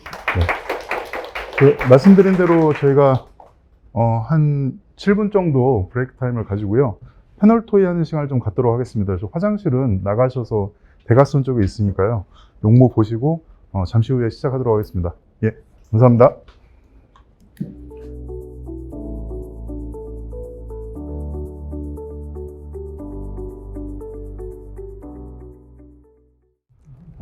앞서 저희 임춘성 실장님께서 서두에 개회사 때 말씀을 해주셨는데 다시 한번 좀 소개를 드리겠습니다. 오늘 발표해 주신 분들 감사드리고 패널 투에 참여해 주신 분들 감사드립니다. 먼저 오른쪽부터 가천대 경영학부의 김홍범 교수님 참석하셨습니다. 네. 그리고 용인대학교의 AI 융합대학 경영학과 학과장을 맡고 계시는 김상수 교수님 자리하셨습니다. 네. 그리고 저희 소프트웨어 정책연구소의 디지털 통계센터 송지현 박사님 자리하셨습니다. 그리고 저는 최무입니다. 네. 저희가 앞서 이제 발표와 관련해서 좀 준비해온 질문들이 있는데 제가 먼저 그 질문을 드리고 좀 한 분씩 의견들을 얘기해 주시면서 좀 서로 논의하는 자리를 가졌으면 좋겠습니다. 앞서도 말씀드렸듯이 그 뭐 요즘 소프트웨어라든지 AI라는 게 그 산업의 어떤 단독적인 발전보다도 다른 산업과 결합을 해서 융합을 해서 내는 그런 시너지, 그리고 거기서 나오는 부가가치들이 훨씬 더 중요하게 그 부각이 되는 것 같고요. 그리고 이제 그런 것들이 또 이제 뭐 디지털 전환이라는 용어로 또는 4차 산업혁명이라는 용어로 계속적으로 반복이 되는 느낌이 있는데, 이제는 그런 것들이 어떤 단순한 구호가 아니고 그 실제로 현장에서 액션이 이루어져야 되고, 그걸로 인해서 또 새로운 정책적인 지원들도 적극적으로 이루어져야 되는 때가 아닌가라고 생각을 합니다. 그래서 첫 번째 좀 질문으로 지금 말씀드린 것처럼 디지털 기술 기반의 어떤 융복합이 굉장히 강조되고 있는데, 지금 현 시점에서 그 이런 디지털 융복합이라는 것이 실제적인 의의가 어떤 것인지 또는 효과가 어떤 것이고 현재 수준은 어떠한지에 대해서 그 각 패널 분들의 말씀을 한번 들어보도록 하겠습니다. 예, 한 분씩 말씀해 주시면 예, 감사하겠습니다. 네, 제가 먼저 시작을 하겠습니다. 소프트웨어 융합이라는 것은 소프트웨어를 다른 산업 혹은 다른 기술하고 합쳐서 새로운 제품이라든가 새로운 기술을 만들어내는 것을 의미를 하잖아요. 예를 들면은 뭐 집안에 뭐 가전기기를 통합 제어하는 홈 네트워킹 시스템이라든가 아니면 사람의 말을 알아듣는 자동차라든가 이런 것들이 하나의 예가 될 수 있을 것 같고요. 사실 소프트웨어 융합이라는 개념이 처음 나온 것, 그리고 또 이런 부분을 육성하기 위한 다양한 정책들이 강조되기 시작한 것은 이미 지금으로부터 뭐 십수년도 더 전부터 나온 얘기인 것 같고요. 초기에는 자동차나 뭐 항공이나 조선이나 건설, 교통, 의료 이런 부분에서 좀 시작을 했다고 한다면, 지금은 더 많은, 어떻게 보면은 대부분의 모든 산업에 다 적용이 가능한 시대가 아닌가 그렇게 생각을 하고요. 그만큼 현재 뭐 예를 들면 금융이나 유통, 제조, 에너지, 교육 등등에 이르기까지 예전에 비해서 훨씬 더 많은 분야에서 소프트웨어 융합이 이루어지고 있는 시점입니다. 소프트웨어 융합의 현황을 잠깐 살펴본다면은 한편으로는 일단 우리 산업 전체적으로 큰 비중으로 이미 깊숙이 들어와 있는 게 아닌가 그런 생각도 해볼 수는 있을 것 같고요. 실제로 제품의 개발 원가에서 소프트웨어가 차지하는 비중을 살펴본다면 자동차 산업을 예로 든다면 이미 절반이 넘는 수준으로 나타나고 있고요. 그리고 또 다른 예로 이제 전투기 산업을 예로 든다면 이제 조금 더 극단적인 케이스긴 하겠습니다만, 특히 최신 전투기의 경우에는 소프트웨어가 차지하는 비중이 거의 80%에 달하는 것으로 나타나고 있습니다. 그럼에도 불구하고 개인적으로 볼 때는 이제 산업 전체로 볼 때 아직은 그래도 시작 단계에 불과하지 않을까 그렇게 생각이 되고요. 그만큼 앞으로 갈 길이 무궁무진하다고 생각을 하고 있습니다. 또 제가 이제 대학에 몸을 담고 있기 때문에 소프트웨어 중심 대학이라든지 예를 들어서 또는 정부의 소프트웨어 인력 양성을 위한 다양한 정책들이 그동안 실시가 많이 되어오고 있었는데요. 그렇다고는 해도 사실 실상을 보면 대개의 교육들이 그 기술을 학습하는 것에 주로 초점이 좀 맞춰져 있고요. 그리고 기업에서도 기술을 개발하는 것에 좀 다소 집중이 되어 있는 것이 현실이라고 보여지고요. 그렇다면 그런 기술들을 더 나아가서 실제로 적용하고 응용하고 융합하는 데 있어서는 다양한 관계자들, 즉 여러 플레이어들이 창의성이나 상상력을 바탕으로 신융복합에 대한 활발한 논의가 가능하도록 하는 그런 다양한 지원들이 필요하지 않을까 그렇게 생각을 해봅니다. 네. 예, 말씀 감사드립니다. 예, 또 김홍모 교수님. 네. 산업의 융복합화는 결국 저는 방법론 측면이지 않을까 생각이 됩니다. 이제 결국은 국가 차원에서는 새로운 성장 동력을 발굴하기 위해서 이렇게 가지고 오게 되는 방법론이라고 생각이 되고요. 국가 차원에서는 이제 새로운 성장 동력을 가지고 올 수 있는 그런 방법론이라고 생각이 되고, 기업 차원에서는 이렇게 결국은 새로운 이윤 창출 수단을 만들어내야 하는 그런 비즈니스 모델을 그렇게 개발할 수 있는 방법론으로 활용할 수 있지 않을까 생각이 됩니다. 결국 개념적인 차원으로 적용이 되어야 한다고 생각이 되는데요. 이게 결국 우리나라 그 이전 이명박 정부 때부터 산업융합이라는 키워드가 활용이 됐었고, 그 이후로도 뭐 창조경제라던가 4차 산업혁명 시대, 혁신성장, 이러한 주요 국정 아젠다를 관통하는 핵심 키워드는 다양하게 변화가 되어 왔지만, 이 모든 것의 알맹이를 들여다보면 결국은 다 산업 부문의 이제 융합, 융복합, 이런 것으로 이제 확인을 할 수가 있습니다. 그래서 결국은 방법론 차원에서 어떻게 이 융복합을 이루어내야 하는가, 이런 것에 대한 고민이 지속적으로 이루어져야 하지 않나 생각이 됩니다.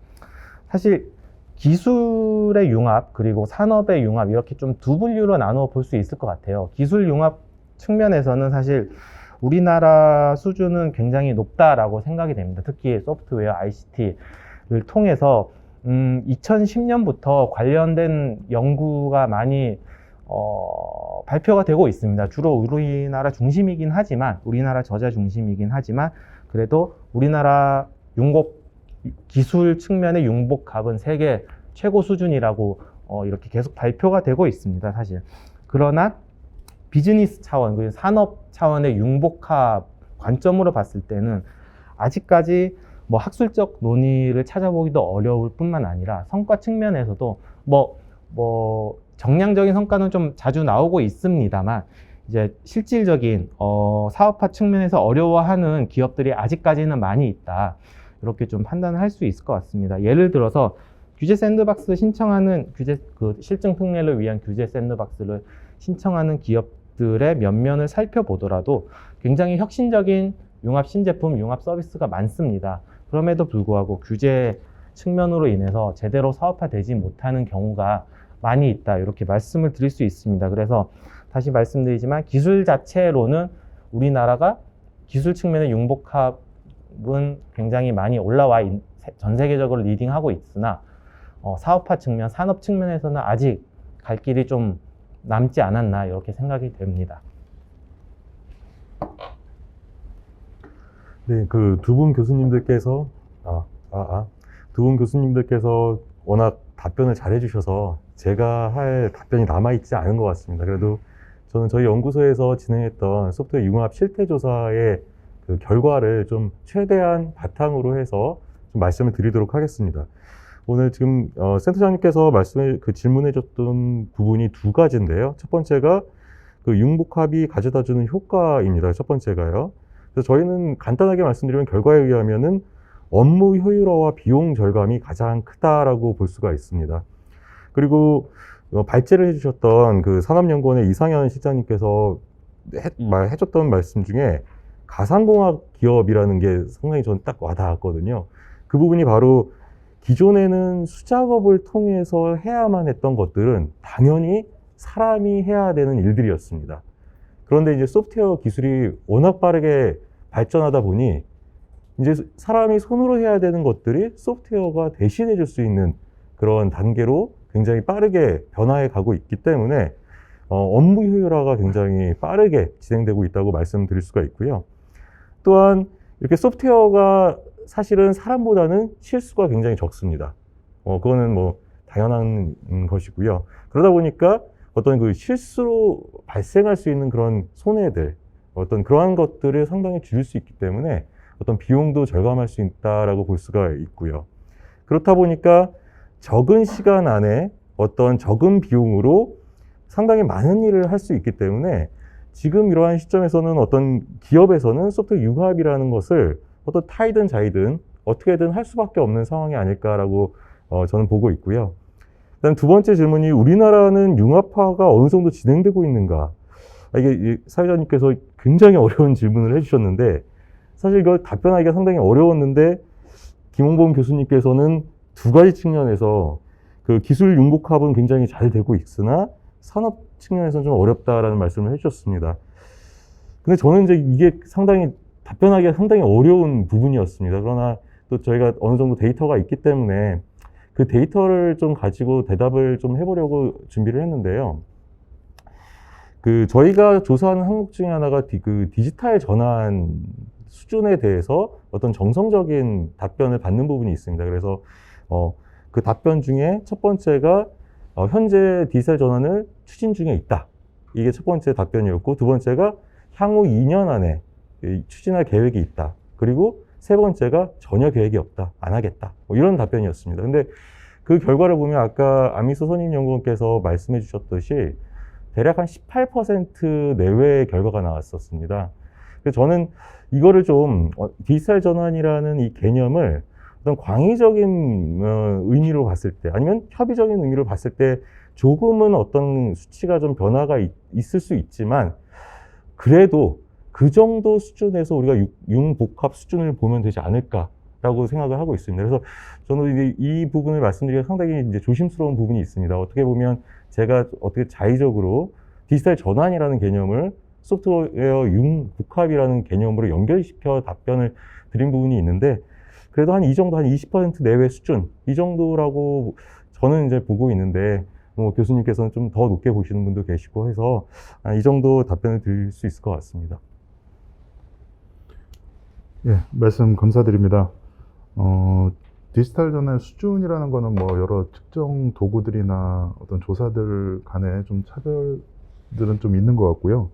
근데 이제 앞서 김원봉 교수님 말씀해 주셨던 것처럼 기술의 측면에서는 융복합이 많이 이루어지고 있는데 비즈니스적인 측면에서는 아직은 좀 부족하다고 하시는 말씀이 저는 좀 공감이 되고요. 그리고 아까 이제 그 데이터 공유에 대해서 그 스노우플레이크에서도 말씀을 해주셨지만 실제 저희가 뭐 정부 사업에서도 데이터 댐이나 이런 여러 가지 사업들을 하고 있는데 실제 그게 비즈니스화가 되려면 여러 이해관계자들 간의 그런 긴밀한 협업이나 이런 것들이 필요한데 뭐 데이터 거버넌스라든지 아니면은 뭐 그 가지고 있는 도메인 지식에 대한 부분들 또 그런 여러 관계자들 간의 어떤 협업이나 이런 것들로 인해서 실제 비즈니스가 성공하기까지에는 여러 가지 좀 어려움들이 있는 것 같습니다.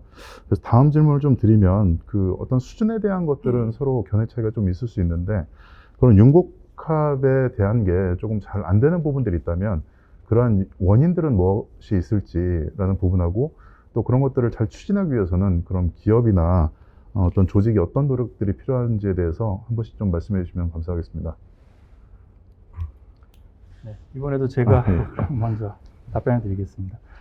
일단 디지털 전환, 그 디지털 트랜스포메이션에 도전하는 기업들의 3분의 2 이상이 실패한다는 그런 연구조사 결과가 있더라고요. 심지어는 90% 넘는 기업들이 어려움을 겪고 있다라는 조사 결과도 있었었고 또 더 보수적인 입장의 그 조사 결과를 보면은 아직까지 제대로 디지털 트랜스포메이션 성공한 기업은 없다라는 결과까지 이제 내놓은 것들도 있었습니다. 말씀하신 대로 여러 가지 장애 요인들을 꼽아볼 수가 있을 텐데요. 제가 한 5가지 정도를 한번 찝어봤습니다. 물론 첫 번째는 그 예산과 자원의 부족을 꼽을 수가 있을 것 같습니다. 물론 뭐 돈이 남아돌아서 디지털화 추진한다는 기업은 없겠지만 그럼에도 불구하고 그만큼 이제 디지털 추진에 필요한 예산과 자원의 부족을 첫 번째 장애 요인으로 꼽을 수가 있을 것 같고요. 그다음 두 번째로는 디지털화를 원활하게 추진하려면 아무래도 그 추진을 하기 위한 전문 인력을 필요로 하는데 그런 그 필요로 하는 전문 인력의 수요만큼 공급이 충분치 않다는 점을 두 번째 장애 요인으로 꼽을 수 있을 것 같습니다. 이 부분은 이제 양적인 측면이나 수만이 아니고 그 해당 전문 인력의 역량이 턱없이 아직까지는 좀 상대적으로 부족한 점을 이제 꼽을 수가 있을 것 같고요. 세 번째로는 경영진의 디지털 리더십의 부족을 꼽을 수가 있을 것 같습니다. 아까 그 세 번째 발표 주제 중에서 이제 조사 결과를 보니까 경영자의 의지가 중요하다는 부분이 이제 나오기도 했었었는데 그런 부분하고도 어느 정도 같은 맥락인 것 같습니다. 실제로 기존 제가 이제 알아본 조사에도 따르면 일단 계획 여부를 떠나서 뭐 아까 또 발표해 주실 때 계획이 없는 경우가 오히려 80%가 넘더라고요. 네. 근데 계획 여부를 일단 떠나서 CEO를 포함한 C-레벨의 경영진들이 거의 한 절반 가까이가 디지털 트랜스포메이션과 관련해서 무엇을 어떻게 시작해야 좋을지에 대한 지식이나 이런 것들이 이제 없다는 조사 결과가 있습니다. 그리고 또 아까 한 18% 정도가 추진을 하고 있다고 이제 조사 결과도 발표를 해주셨었는데 수행 중인 기업의 경우에도 심지어는 그 중에 80%가 넘는 경우가 80%가 넘는 경영진들이 내부 프로세스에 대한 심층적인 고민이나 분석이 없이 그냥 해야 되니까 필요하다고 생각하는데 뭘 어떻게 해야 좋을지는 잘 모르면서 일단 해야 되니까 그냥 추진한다라는 경우도 상당히 있다는 거죠. 이런 것들만 보더라도 우리 현실이 그 디지털에 대한 리더십이나 전문성이 부족한 단면을 엿볼 수 있는 게 아닌가 그런 생각이 들고요. 이런 부분은 사실 중소기업으로 가면 훨씬 더 열악한 상태로 나타나는 것 같습니다. 중소기업 CEO들을 대상으로 이제 조사를 해보면은 디지털 혁신이나 디지털 트랜스포메이션에 관심 자체는 있습니다. 관심은 있는데 거의 그 절반 이상이 사실 그 내용에 대해서는 잘 모른다고 응답을 하고 있다는 거죠. 네. 중기벤처부 조사 결과가 그렇게 나왔습니다. 네 번째 장애 요인으로 꼽을 수 있는 거는 체계적인 로드맵의 부재를 이제 꼽을 수가 있을 텐데요.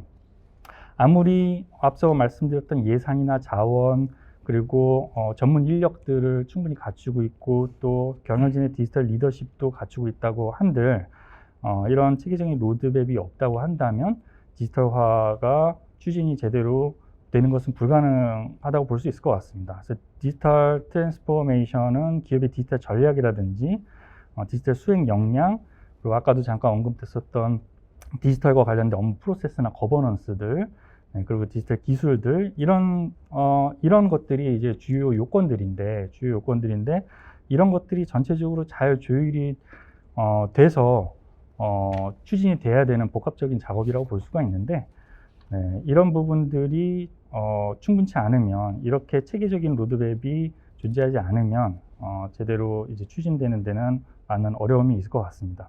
다섯 번째는 조직 간 협업 측면을 또 꼽을 수가 있을 것 같습니다. 이제 조직 내부 그리고 조직 내외부 간 모두 다 협업의 미흡을 꼽을 수가 있을 것 같은데요. 실제로도 각 기업에서도 가장 어려움을 호소하는 게 바로 이런 부서 간 협업 그리고 협업이 미흡한 점, 그리고 갈등, 부서 간 갈등, 그리고 상호 간의 정보 교환의 미흡 이런 것들로 꼽고 있습니다. 여섯 번째로는 문화적 측면도 간과할 수 없는 부분일 것 같습니다. 기업에서는 특히 CEO나 구성원들이 잘 몰라서 또는 변화에 대한 두려움, 그리고 뭐 책임 회피 등 이런 것들이 장애 요인이 되기도 하는데요. 그렇기 때문에 디지털 문화의 정착도 중요한 이슈로 바라봐야 되지 않을까 그런 생각이고요. 지금까지 6가지 정도의 장애 요인을 말씀드렸습니다만 이들은 이제 기업 내부적인 요인에 한정이 된 것이고요. 이와 같은 기업의 내부적인 요인들 외에도 산업의 디지털 전환이나 융복합화를 가로막는 그런 규제들도 있죠. 그리고 정부의 지원 체계 부재, 미흡 이런 것들도 추가적으로 좀 꼽을 수가 있을 것 같습니다. 네, 김상수 교수님이 워낙 잘 조목조목 짚어주셔가지고 제가 조금씩만 더 하겠습니다. 그 장애 요인 중에서는 저는 이제 지원 정책, 지원 사업의 구조적인 한계가 있지 않나 좀 생각이 됩니다. 사실 중소기업, 뭐 제조 분야든 서비스 분야든 중소기업은 생존 자체가 어려운 상황인데 당장 먹고 살아야 할 것이 필요함에도 불구하고 생산성을 높이기 위한 디지털 전환을 도입한다. 이거는 조금 그들 입장에서는 좀 어렵지 않을까 생각이 됩니다. 특히 지원 사업이 다양하게 사실 정부도 지금 진행을 하고 있는데 뭐 스마트 공장 보급 확산 사업이라던가 뭐 데이터 바우처 지원 사업 등등 사실 전체 액수라던가 이런 규모는 충분합니다. 다만 일회성 소액 지원 체계로 좀 구조가 되어 있습니다. 그러니까 뭐 한 기업에게 뭐 몇천만 원 지급하고 이러한 기업들을 굉장히 많이 확보를 한다. 뭐 실적 측면에서는 충분할지는 모르겠지만 해당 기업의 입장에서는 뭐 좀 가격이 있는 소프트웨어 한두 개 구매를 하면 사실 끝입니다. 뭐 제대로 디지털 전환이라는 고차원적인 실질적인 전환이라기보다는 일회성 뭐 소프트웨어 구입에 그치고 있기 때문에 이러한 구조적인 정부 사업의 구조적인 전환이 조금 고민해봐야 되지 않을까 지금 생각을 해보고 있습니다. 또한 기업 입장에서도 디지털 전환이라는 대명제에 사로잡혀서 그런 소프트웨어 전문 인력을 막 무리하게 채용한다기보다는 아까 말씀하셨던 것처럼 무엇을 해야 할지 디지털 전환 관련해서 우리 기업이 어떻게 추진해야 할지 명확하게 우선적으로 정의를 하고 여기에 맞게 추진하는 것이 좀 필요하지 않을까 생각이 됩니다. 따라서 결국은 컨설팅이 필요하다고 생각이 됩니다. 다만 경영 컨설팅, 일반적인 경영 컨설팅 펌을 이용하기보다는 사실 정부 사업으로 관련된 센터가 많이 구축이 되어 있습니다. 뭐 전자기술연구원의 스마트 제조 혁신 센터라던가 여기 다 성남 지역에 있는 그 산업진흥화협회 디지털 전환 협업 지원 센터도 있고 뭐 제가 잠깐 몸담았던 이제 생산기술연구원의 관련 디지털 전환 관련 지원 센터가 많이 있습니다. 이러한 이미 구축되어 있는 여러 정부 출연 연구원의 그런 기반들, 센터들을 잘 활용을 해서 우선 본인 그 기업들이 어떻게 추진해 나가야 될지를 먼저 명확하게 정의하는 것이 필요하지 않을까 생각이 됩니다. 그 김선수 교수님께서 굉장히 다양한 애로사항을 다 말씀을 해주셨습니다. 그래서 저희 연구 결과가 정말 잘하고 있구나라는 느낌을 받았습니다. 그래서 말씀해주신 그런 모든 내용을 다 포함하고 있다라고 저희는 생각을 하고 있고요. 그 중에서 이제 조금 더 그 중요도의 비중을 좀 살펴보면 저희가 이제 기술적인 어려움이 한 51% 정도 조사 결과가 나왔고요. 그리고 투자 비용에 관련된 비용 관련된 것들이 이제 여러 개를 합쳐서 한 39% 정도 나왔습니다. 이 두 가지를 합쳤을 때 대략 90% 정도가 됩니다. 그래서 이러한 디지털 전환이나 융복화에 있어서의 애로사항은 바로 이 두 가지가 아닐까라는 생각이 들고요. 근데 이제 이 기술적인 어려움은 어떻게 보면은 전문 소프트웨어에 대한 그런 뭐라고 해야 될까요? 그 기술을 잘 알고 있는 인력이 상당히 부족하다라는 부분에서 일맥상통할 수 있을 것 같아요. 그래서 소프트웨어 기술을 기술을 잘하는 소프트웨어 인력에 대한 그 얘기는 상당히 많이 하고 있고 항상 모자르다라는 얘기가 많이 나오고 있습니다. 그래서 이것도 한번 좀 연관된 내용인 것 같고요. 비용 문제 관련해서는 앞선 그 질문에서는 비용 절감을 할 수 있다라고 말씀드렸지만 이게 좀 상충된 얘기인 것 같습니다. 디지털 전환을 하려면 또 비용이 들어가게 됩니다. 그래서 이거 시작하려니 돈이 없다. 그래서 이런 부분들이 또 많이 어려운 부분이 있습니다. 그래서 아까 김홍범 교수님께서 말씀해 주셨던 다양한 그런 지원 사업들도 추가로 더 필요하다라는 얘기가 많이 나오고 있는 것 같습니다. 그래서 이제 두 번째 또 질문 중에 하나가 그렇다면은 어떠한 노력이 좀 필요한가, 기업이나 조직이 어떤 노력을 해야 되는지에 대해서 또 질문을 하셨는데 가장 중요하다고 생각하는 부분이 조사 결과에 나왔듯이 그런 경영진의 의지가 상당히 중요하다라고 지금 나와 있습니다. 그래서 저희가 보니까 대략 한 80%, 그러니까 정성적인 조사이긴 했지만 80%가 넘는 그런 답변이 경영진의 의지가 굉장히 중요하다라는 결과가 나왔습니다. 또한 저희가 좀 정량적인 결과를 좀 분석하기 위해서 CDO의 보유, 그러니까 최고 디지털 경영자에 대해서, 책임자에 대해서 저희가 있느냐 없느냐, 해당 조직에.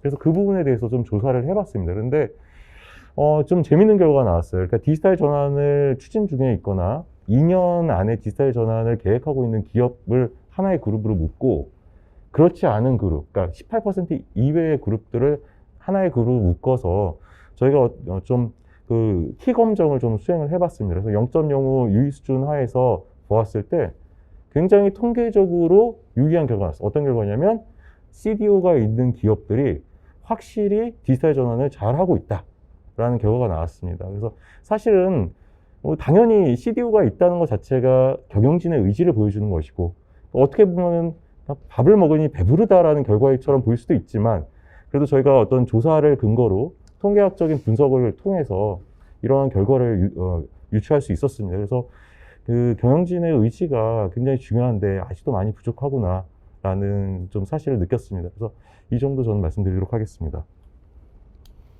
예, 말씀 감사드립니다. 애로사항에 대해서 굉장히 구조적으로 그 이제 통계 데이터를 활용을 해서 인용을 해서 말씀을 잘 들었고요.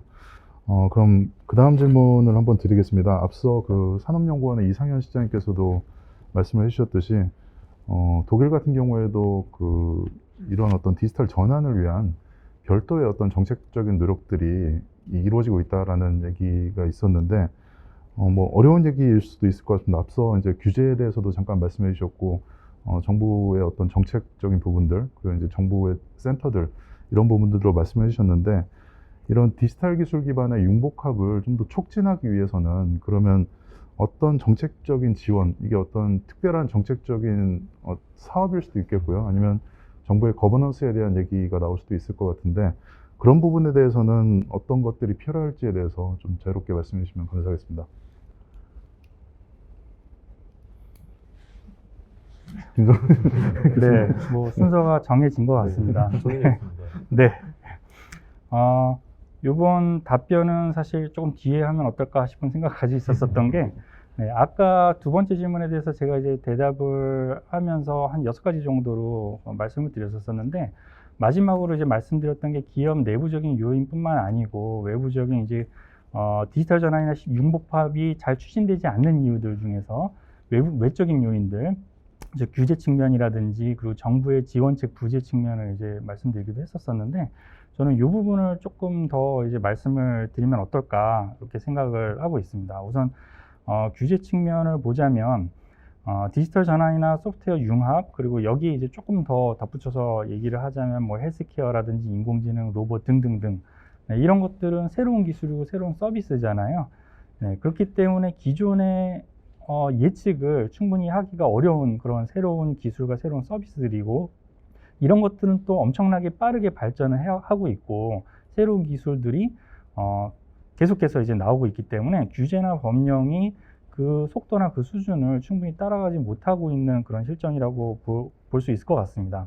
만약에 그렇다면 현행 법률이 그거를 막고 있는 것이 있다면 그 부분은 제거를 해줘야 되겠죠. 그 부분은 이제 제거를 해주고 또 인증 기준이라든지 가이드라인 이런 게 부족해서 기업들 나름대로는 뭔가 새로운 것들을 시도하고 도전해보고 싶고 그렇게 하고 싶어도 어떤 기준에 따라서 뭘 어떻게 해야 될지 잘 몰라서 못하는 경우들도 아직 많이 있습니다. 그래서 그런 부분들을 어느 정도 좀 해소를 해줘야 될 것 같습니다. 그래서 인증 기준이라든지 가이드라인이라든지 이런 부분이 필요한 게 있다면은 그런 부분들은 어느 정도 좀 구축을 해서 가이드를 해줄 필요가 있을 것 같고요. 신산업이나 융합 분야를 따라가지 못하는 그런 현재의 규제와 법령들이 있다면 그런 것들에 대해서는 과감한 규제의 혁신이 필요로 할 것이고요. 이런 것들을 통해서 이제 우리나라 신성장 동력이라든지 뭐 동력을 이제 창출할 수 있기를 기대해 볼 수 있지 않을까 그런 생각을 해보고요. 두 번째로는 이제 지원책 측면을 말씀을 드리자면 방금 전까지는 제가 이제 장애 요인으로서의 규제 측면을 말씀을 드렸지만 이런 규제도 잘 만들면 기업에 도움이 될 수 있지 않을까 이렇게 생각을 합니다. 그래서 미국이나 유럽 같은 경우 꼭 미국이나 유럽으로 한정할 건 아니지만 이런 그 선도적인 소프트웨어 융합이나 디지털 트랜스포메이션을 포함한 다양한 그 선도적인 규제들을 갖추고 있는 그런 국가의 규제들을 잘 살펴보고 벤치마크를 잘 해서 우리나라에서도 적절한 수준에서 합리적인 규제 환경을 잘 맞춰 놓으면 그리고 또 아까 잠깐 말씀드렸던 그 인증 기준이라든지 가이드라인 이런 것들을 어느 정도 잘 갖춰 놓으면 우리나라 회사들이 꼭 대기업뿐만이 아니라 중소 벤처기업들까지 다 포함을 해서 우리나라 기업들이 이 안에서 다양한 이제 학습을 통해서 충분히 글로벌로 진출할 수 있는 그런 기반을 닦을 수 있지 않을까 네, 그런 생각을 해봅니다. 네. 네, 앞서서 이제 비즈니스 측면, 산업 융합 측면에서 조금 미진하다라고 말씀을 드렸었는데 그쪽으로 조금 더 말씀을 드리는 게 좋을 것 같습니다. 이제 저도 사실 관련 업무를 이제 산업부 산하 기관 아까 말씀드렸던 생산기술연구원에서 조금 했었는데 결국 제가 제 나름대로 정리했던 그 사업 그 방안이 필요한 정책적 방안이 크게 4가지로 정리될 수 있을 것 같습니다.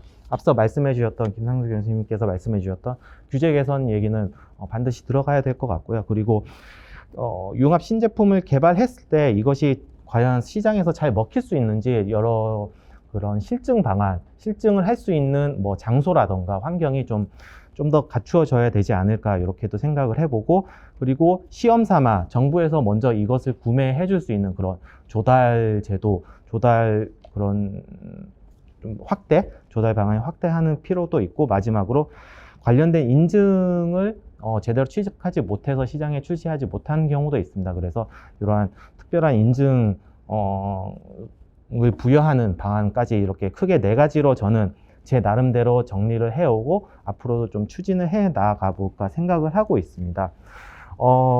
이뿐만 아니라 사실 그 산업부에서 산업 디지털 전환 촉진법이라고 7월 달에, 지난 7월에 이제 발효가 본격적으로 시행이 됐고, 이를 근거로 산업 디지털 전환 종합계획을 수립을 하고 있습니다. 그래서 거기에 충분히 정책적 지원, 다양한 정책적 지원이 담기지 않을까 이렇게 기대를 해보고 있고요.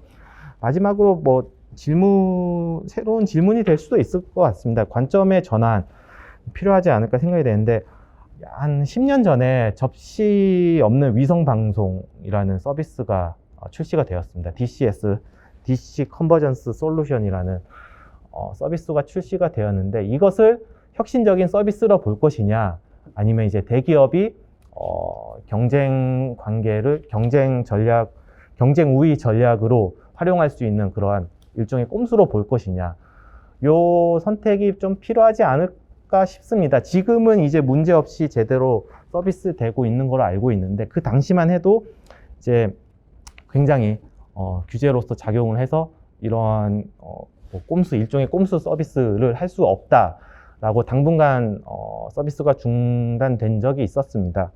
다만 이제 정말 산업 융합, 기술 융합의 관점으로 봤을 때는 저는 굉장히 혁신적인 비즈니스라고 당시에는 생각을 했었고요. 따라서 이러한 것을 오히려 좀 물론 문제점이 나오면 그 뒤에 중단을 해야 됩니다만, 문제점이 나오기 이전까지는 좀 활성화할 수 있는 방안으로 좀 관점을 돌려야 되지 않을까, 이렇게 좀 질문을 또 새롭게 던져보고 싶습니다.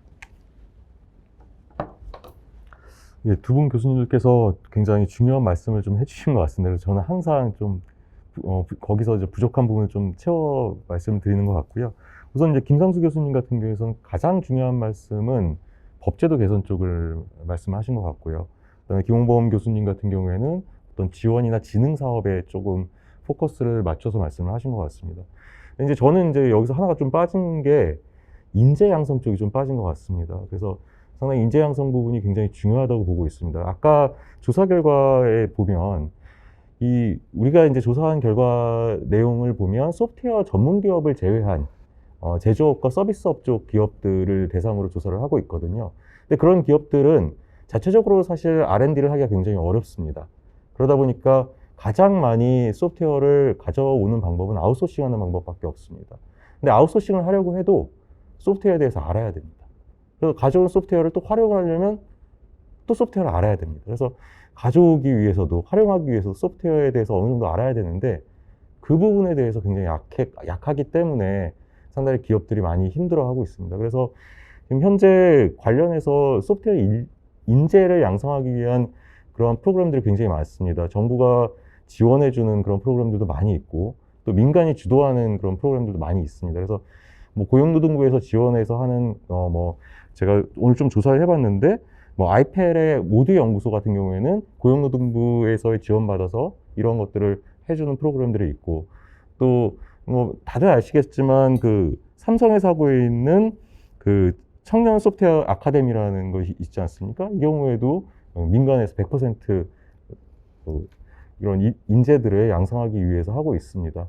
근데 이렇게 현장의 목소리를 들어보면 아직도 인재가 너무 부족하다라는 말이 너무나 많고, 또 소프트웨어를 주로 하는 기업들조차도 인력을 뽑을 수 없는데, 이러한 소프트웨어가 주가 아닌 제조업이나 서비스업에서 하는 기업들이 그러한 좋은 소프트웨어 인재들을 뽑기가 굉장히 어렵다라는 얘기를 하고 있습니다. 그래서 지금 이제 제 생각으로는 조금 이러한 게 필요하지 않을까. 리스케일링이라는 것과 업스케일링이라는 용어가 있습니다. 그래서 업스케일링이라는 건 뭐냐면, 기존의 인력에 대해서 어떤 소프트웨어 역량 강화 교육을 시켜서 변화하는 이러한 시대에 맞게 자신의 스킬을 업하는 그러한 좀 프로그램이 좀 필요할 것 같고, 리스킬링 같은 경우도 굉장히 중요합니다. 왜냐하면 디지털 전환을 통해서 본인의 직무가 사라지는 경우가 있어요. 이게 컴퓨터가 나 대신 다 모든 걸 해주기 때문에 내 일이 없어지는 겁니다. 이런 분들은 새로운 일을 할 수 있도록 리스킬링을 해줄 필요가 있습니다. 그래서 이런 관점에서 뭐 정부에서는 좀 더 지원이 좀 더 필요하고 민간에서는 잘 하고 있고, 그런데 이제 정부 같은 경우에서는 아직 조금 부족한 부분이 많이 하는 얘기들이 좀 전통적인 방법의 교수법을 이용해서 아직도 하고 있다. 그러니까 예를 들면 그냥 가르치고 배우고 하는 방식으로 하는 게 좀 주가 되고 있다. 근데 이제 민간에서 주도하고 있는 그런 프로그램들을 보면 현업에서 바로 필요한 그런 프로젝트를 기반으로 해서 프로젝트 베이스로 좀 이런 강의들이 만들어지고 있다고 합니다. 그래서 좀 이제 우리가 정부 쪽에서 무엇을 해야 되느냐라는 질문이기 때문에 좀 그런 부분에서 민간에서 하는 그런 좋은 방법들을 조금 더 확대해서 좀 더 지원해 줄 수 있는 쪽으로, 또 조금 좀 세심하게 그런 부분을 좀 살펴보고 조금 또 이렇게 잘 지원할 수 있는 그런 방안들이 좀 필요하지 않을까라고 생각하고 있습니다. 네, 답변 감사드립니다. 마치 패널분들이 이 대본을 쓴 것처럼 서로 보완적으로 이렇게 잘 말씀을 해주시고 계신데요. 전혀 뭐 그러지 않았고요. 예, 그거는 참고 부탁드리고, 지금 저희가 예정된 시간에 한 4, 5분 정도 남았는데, 마지막 질문을 하나 드리면, 저희가 오늘 이제 안미소 선임연구원께서 이 투혼을 발의하시면서 그 통계조사 결과를 말씀해 주신 것처럼, 저희가 융합에 대한 어떤 지원이나 발전을 위해서는 현황을 알아야 되는데, 그러기 위해서는 통계조사, 데이터에 기반한 것이 굉장히 중요하다고 생각이 됩니다. 그래서 저희가 소프트웨어 융합 실태 조사라든지 AI 융합 실태 조사 같은 그런 조사들을 하고 있는데, 저희가 어떤 이런 근거 기반 정책을 발전시키기 위해서 저희 조사를 해서 또는 아니면 또 다른 연구에서 어떠한 내용들을 좀 추가적으로 다루면 좋을지에 대해서 저희 두 분 패널께서 먼저 말씀을 해주시고, 저희 이제 또 실태 조사를 담당하고 계시는 송재환 박사님께서 마지막으로 그 부분에 대해서 좀 종합적인 말씀을 해주시면 예, 감사하겠습니다. 굉장히 중요한 네. 해주셔야 돼요. 네, 알겠습니다. 그 소프트웨어 정책 연구소에서 소프트웨어 분야의 그 융합 현황에 대한 실태 조사를 수행하고 계신 것이 이제 정책 발굴의 측면에서 굉장히 의미가 있는 것 같습니다. 그래서 저도 사실 이번 기회를 통해서 좀 자세히 들여다보게 됐고, 또 아까 그 안미서 연구원님의 발표를 통해서 조금 세부적인 내용들을 이제 들여다보게 됐는데요. 앞으로 저도 이제 이 데이터를 조금 더 다양한 측면에서 활용해 볼 수 있지 않을까, 그런 생각을 이번에 해보게 됐습니다. 만약에 실태 조사를 향후에 조금 더 뭐 확장을 할 수가 있다면, 뭐 제 개인적인 의견이긴 하지만 뭐 간략하게 한 2가지 정도를 한번 생각해 보면 어떨까 하는데요. 먼저 일단 첫 번째로는 정책이나 아니면 교육 분야 등을 포함해서 좀 외적인 부분들, 환경적인 측면에 대한 조사까지 함께 만약에 이루어질 수 있다면, 연계를 또 해볼 수가 있다면 조금 더 구체적인 시사점과 그리고 보다 명확한 가이드라인, 그리고 디렉션, 이런 것들이 주는 데 도움이 좀 되지 않을까, 그런 생각을 한번 해봤고요. 그리고 두 번째로는 조사 대상을 보니까 제조업과 서비스업으로 결국 묶어서 총 18개 업종으로 분류를 하셨던데,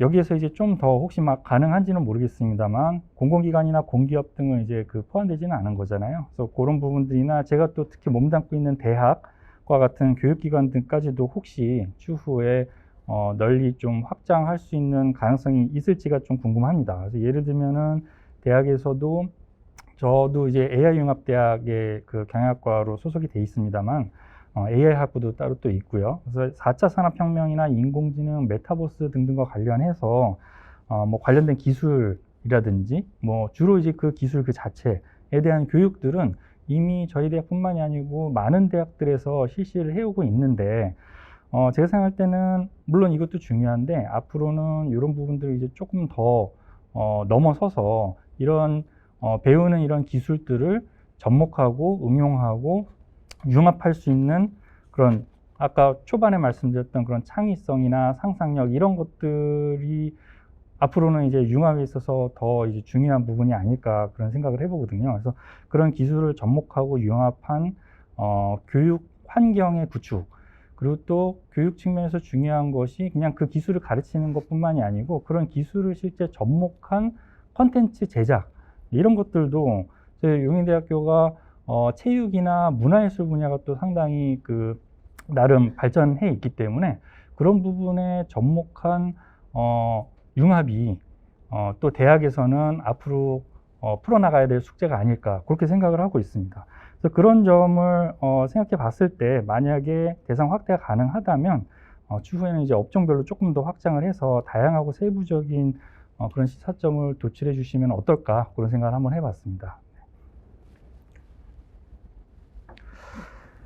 네, 실태조사 항목 같은 경우는 저도 이제 매년 지속적으로 봐왔기 때문에 크게 뭐 이걸 추가해야 된다라는 말씀을 드리기보다는 활용 방안에 대해서 좀 꼭 좀 말씀드리고 싶은 게 이제 데이터 잘 구축을 해 놓으시고 몇 년간 이렇게 꾸준히 구축을 해 놓으셨기 때문에 뭐 정책 페이퍼나 뭐 사업 기획에만 쓰이는 게 아니라 정말 이제 공개를 많이 해서 뭐 대회라든가 뭐 논문 대회라든가 학술 대회라든가 이런 측면으로 좀 공개를 하고 널리 학생들 뭐 연구자들이 활용할 수 있는 그런 방안으로 좀 활용이 되었으면 합니다.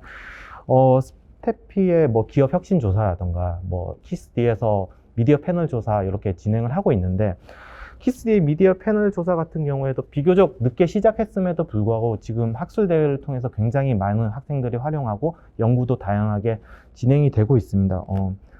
스프리에서 하는 소프트웨어 실태조사, 융합 실태조사도 충분히 그렇게 활용될 수 있는 데이터셋이라고 생각이 됩니다. 그러니 좀 뭐 선임연구원께 요청을 드리면 뭐 받을 수 있다고는 말씀을 해주셨지만 그렇게 직접적인 연락보다는 정말 큰 대회, 뭐 학술 대회나 이런 뭐 공모전을 통해서 많은 학생들, 연구자들이 활용하고 좀 더 의미 있는 결과가 도출될 수 있도록 이렇게 해주시는 게 좋을 것 같습니다. 네, 그 두 분 교수님들께서 굉장히 저희가 조금 찔리는 부분도 말씀을 해주시고 해서 굉장히 긴장하고 듣고 있었습니다. 일단 먼저 이제 교수님께서 말씀해 주셨던 부분이 이제 정책 교육 환경 분야의 외적인 요인을 좀 추가해달라고 말씀하셨는데 그런 부분의 추가도 저희도 굉장히 고민을 하고 있고요. 다만 저희가 승인 통계다 보기 때문에 5년간은 지금 조금 그러니까 같은 좀 설문 항목을 유지하는 부분이 있어서 지금 아직 크게 변화를 시키고 있지는 못합니다. 그렇지만 한 5년이 지나면 통계청이랑 좀 협의하에 그런 부분도 좀 포함되게 한번 좀 구성해 볼까 생각 중에 있고요. 김홍범 교수님께서 활용 측면을 좀 말씀을 해주셨는데 사실 저희가 생산에 좀 집중을 하다 보니까 통계를 생산하는데 좀 많은 에너지를 많이 소비했습니다. 이제는 활용할 단계가 됐다라고 굉장히 내외부적으로 압박을 많이 받고 있고요. 그래서 저희가 지금 활용 부분에 있어서 한 3가지 정도의 주제로 지금 좀 보고서를 지금 준비하고 있습니다. 그래서 내년 초까지 아마 한 3편의 보고서를 연이어 보실 수 있을 것 같고요. 그래서 첫 번째는 일단 이 디지털 전환 수준을 이렇게 조사하다 보니까 어떠한 요인들이 디지털 전환에 영향을 주는지에 대해서 일단 알아야 된다는 생각이 들어서 그 부분에 대해서 그런 요인을 추출하는 부분에 지금 좀 포커스를 가지고 있고요. 두 번째 같은 경우에는 그렇다고 해서 그 요인들이 모두 같은 비중이지는 않을 겁니다. 그래서 어떤 요인이 가장 도미넌트한 요인이 되는지에 대해서 두 번째 보고서에서 그 부분을 좀 밝혀낼 것이고, 세 번째 보고서에서는 이러한 가장 중요한 요인들 한두 개 정도를 뽑아서 해외 주요국, 뭐 미국이나 EU 이쪽에서 어떻게 디지털 전환에 대해서 그 요인을 바탕으로 준비를 하고 있는지에 대해서 저희가 살펴볼 예정입니다. 근데 그 과정을 통해서 봤을 때 그렇다면 우리는 어떻게 하고 있나? 그 관점을 보고 비교했을 때 부족한 부분이 분명히 도출될 거라고 봅니다. 그래서 저희가 이렇게 활용 측면에서도 지금 고민을 많이 하고 있다는 부분을 조금 말씀드리고 싶습니다. 그래서 좋은 말씀 해주셔서 정말 감사합니다. 네, 감사합니다. 오늘 예정된 시간이 조금 지났고요. 예. 그 말씀. 네. 오늘 유명한 자리에 와서 너무 많은 좋은 말씀을 듣게 돼가지고 한두 가지 좀 빠졌달지 하는 말씀을 좀 드리고 싶어서 시간을 드렸습니다. 그 한 세 가지 말씀드리고 싶은데 짧게 말씀드릴게요. 첫 번째는 그 융합의 우리 지금 현상이 어떤가 하는 거에 대한 인식이 저는 조금 다릅니다. 2013년에 미국 과학재단에서 얘기한 융합의 그 정의는 새로운 시스템을 모으는 기술 융합하고 새로운 시스템이 다른 산업에 확산되는 산업 융합하고 말하자면 이렇게 두 개로 수렴과 발산 이렇게 나누거든요. 근데 수렴 부분에서는 가급적인 많은 이질적인 기술들이 모여야 돼요. 근데 우리는 IT든 뭐 바이오든 이 한 가지 기술은 산업에 들어가는데 기술들 간의 융합 수준에서는 전 선진국하고 많이 뒤진다고 보고요. 또 산업 융합에서도 예를 들면 스마트폰의 앱들이 수많은 새로운 산업이나 이런 거를 일으키는데 이제 그런 면에서 부족합니다. 그래서 그 새로운 시스템을 놓고 보면 기술 융합이라는 게 삼각형이 근데 이 그 수직선이 커져야 된다는 말씀을 드리는 거고요. 산업 융합이라는 측면에서도 이 수직선이 커져야 되는데 우리는 이 폭이 굉장히 좁은 거죠. 그래서 융합에 대한 인식을 어떻게 하느냐가 저희가 융합 정책을 풀어가는 그 시발점이기 때문에 감히 그 점을 좀 말씀드렸고요. 두 번째 드리고 싶은 얘기는 융합은 결국 협업하는 건데 우리는 학교든 기업이든 정부든 전부 작아요.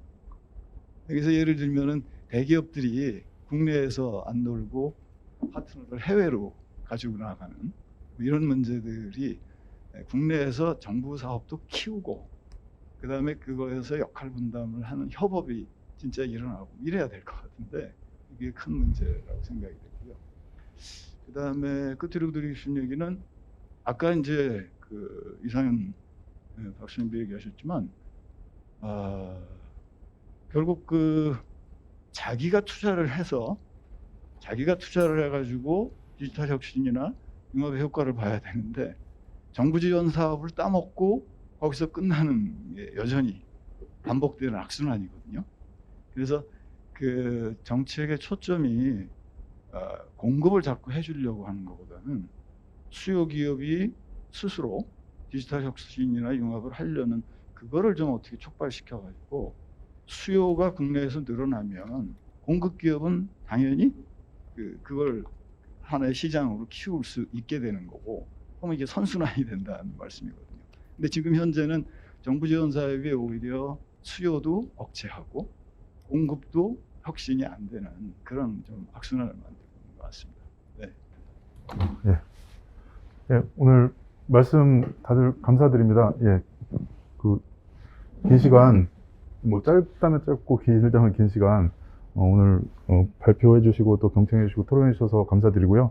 저희가 다음번엔 또 연장을 해서 보다 더 뭐 알차고 또 관심 있는 주제들로 또 한번 추진을 해보도록 하겠습니다. 오늘 늦게까지 남아서 토론해 주시고 경청해 주신 모든 분들께 감사드립니다. 예, 이상 토론 마치도록 하겠습니다. 네.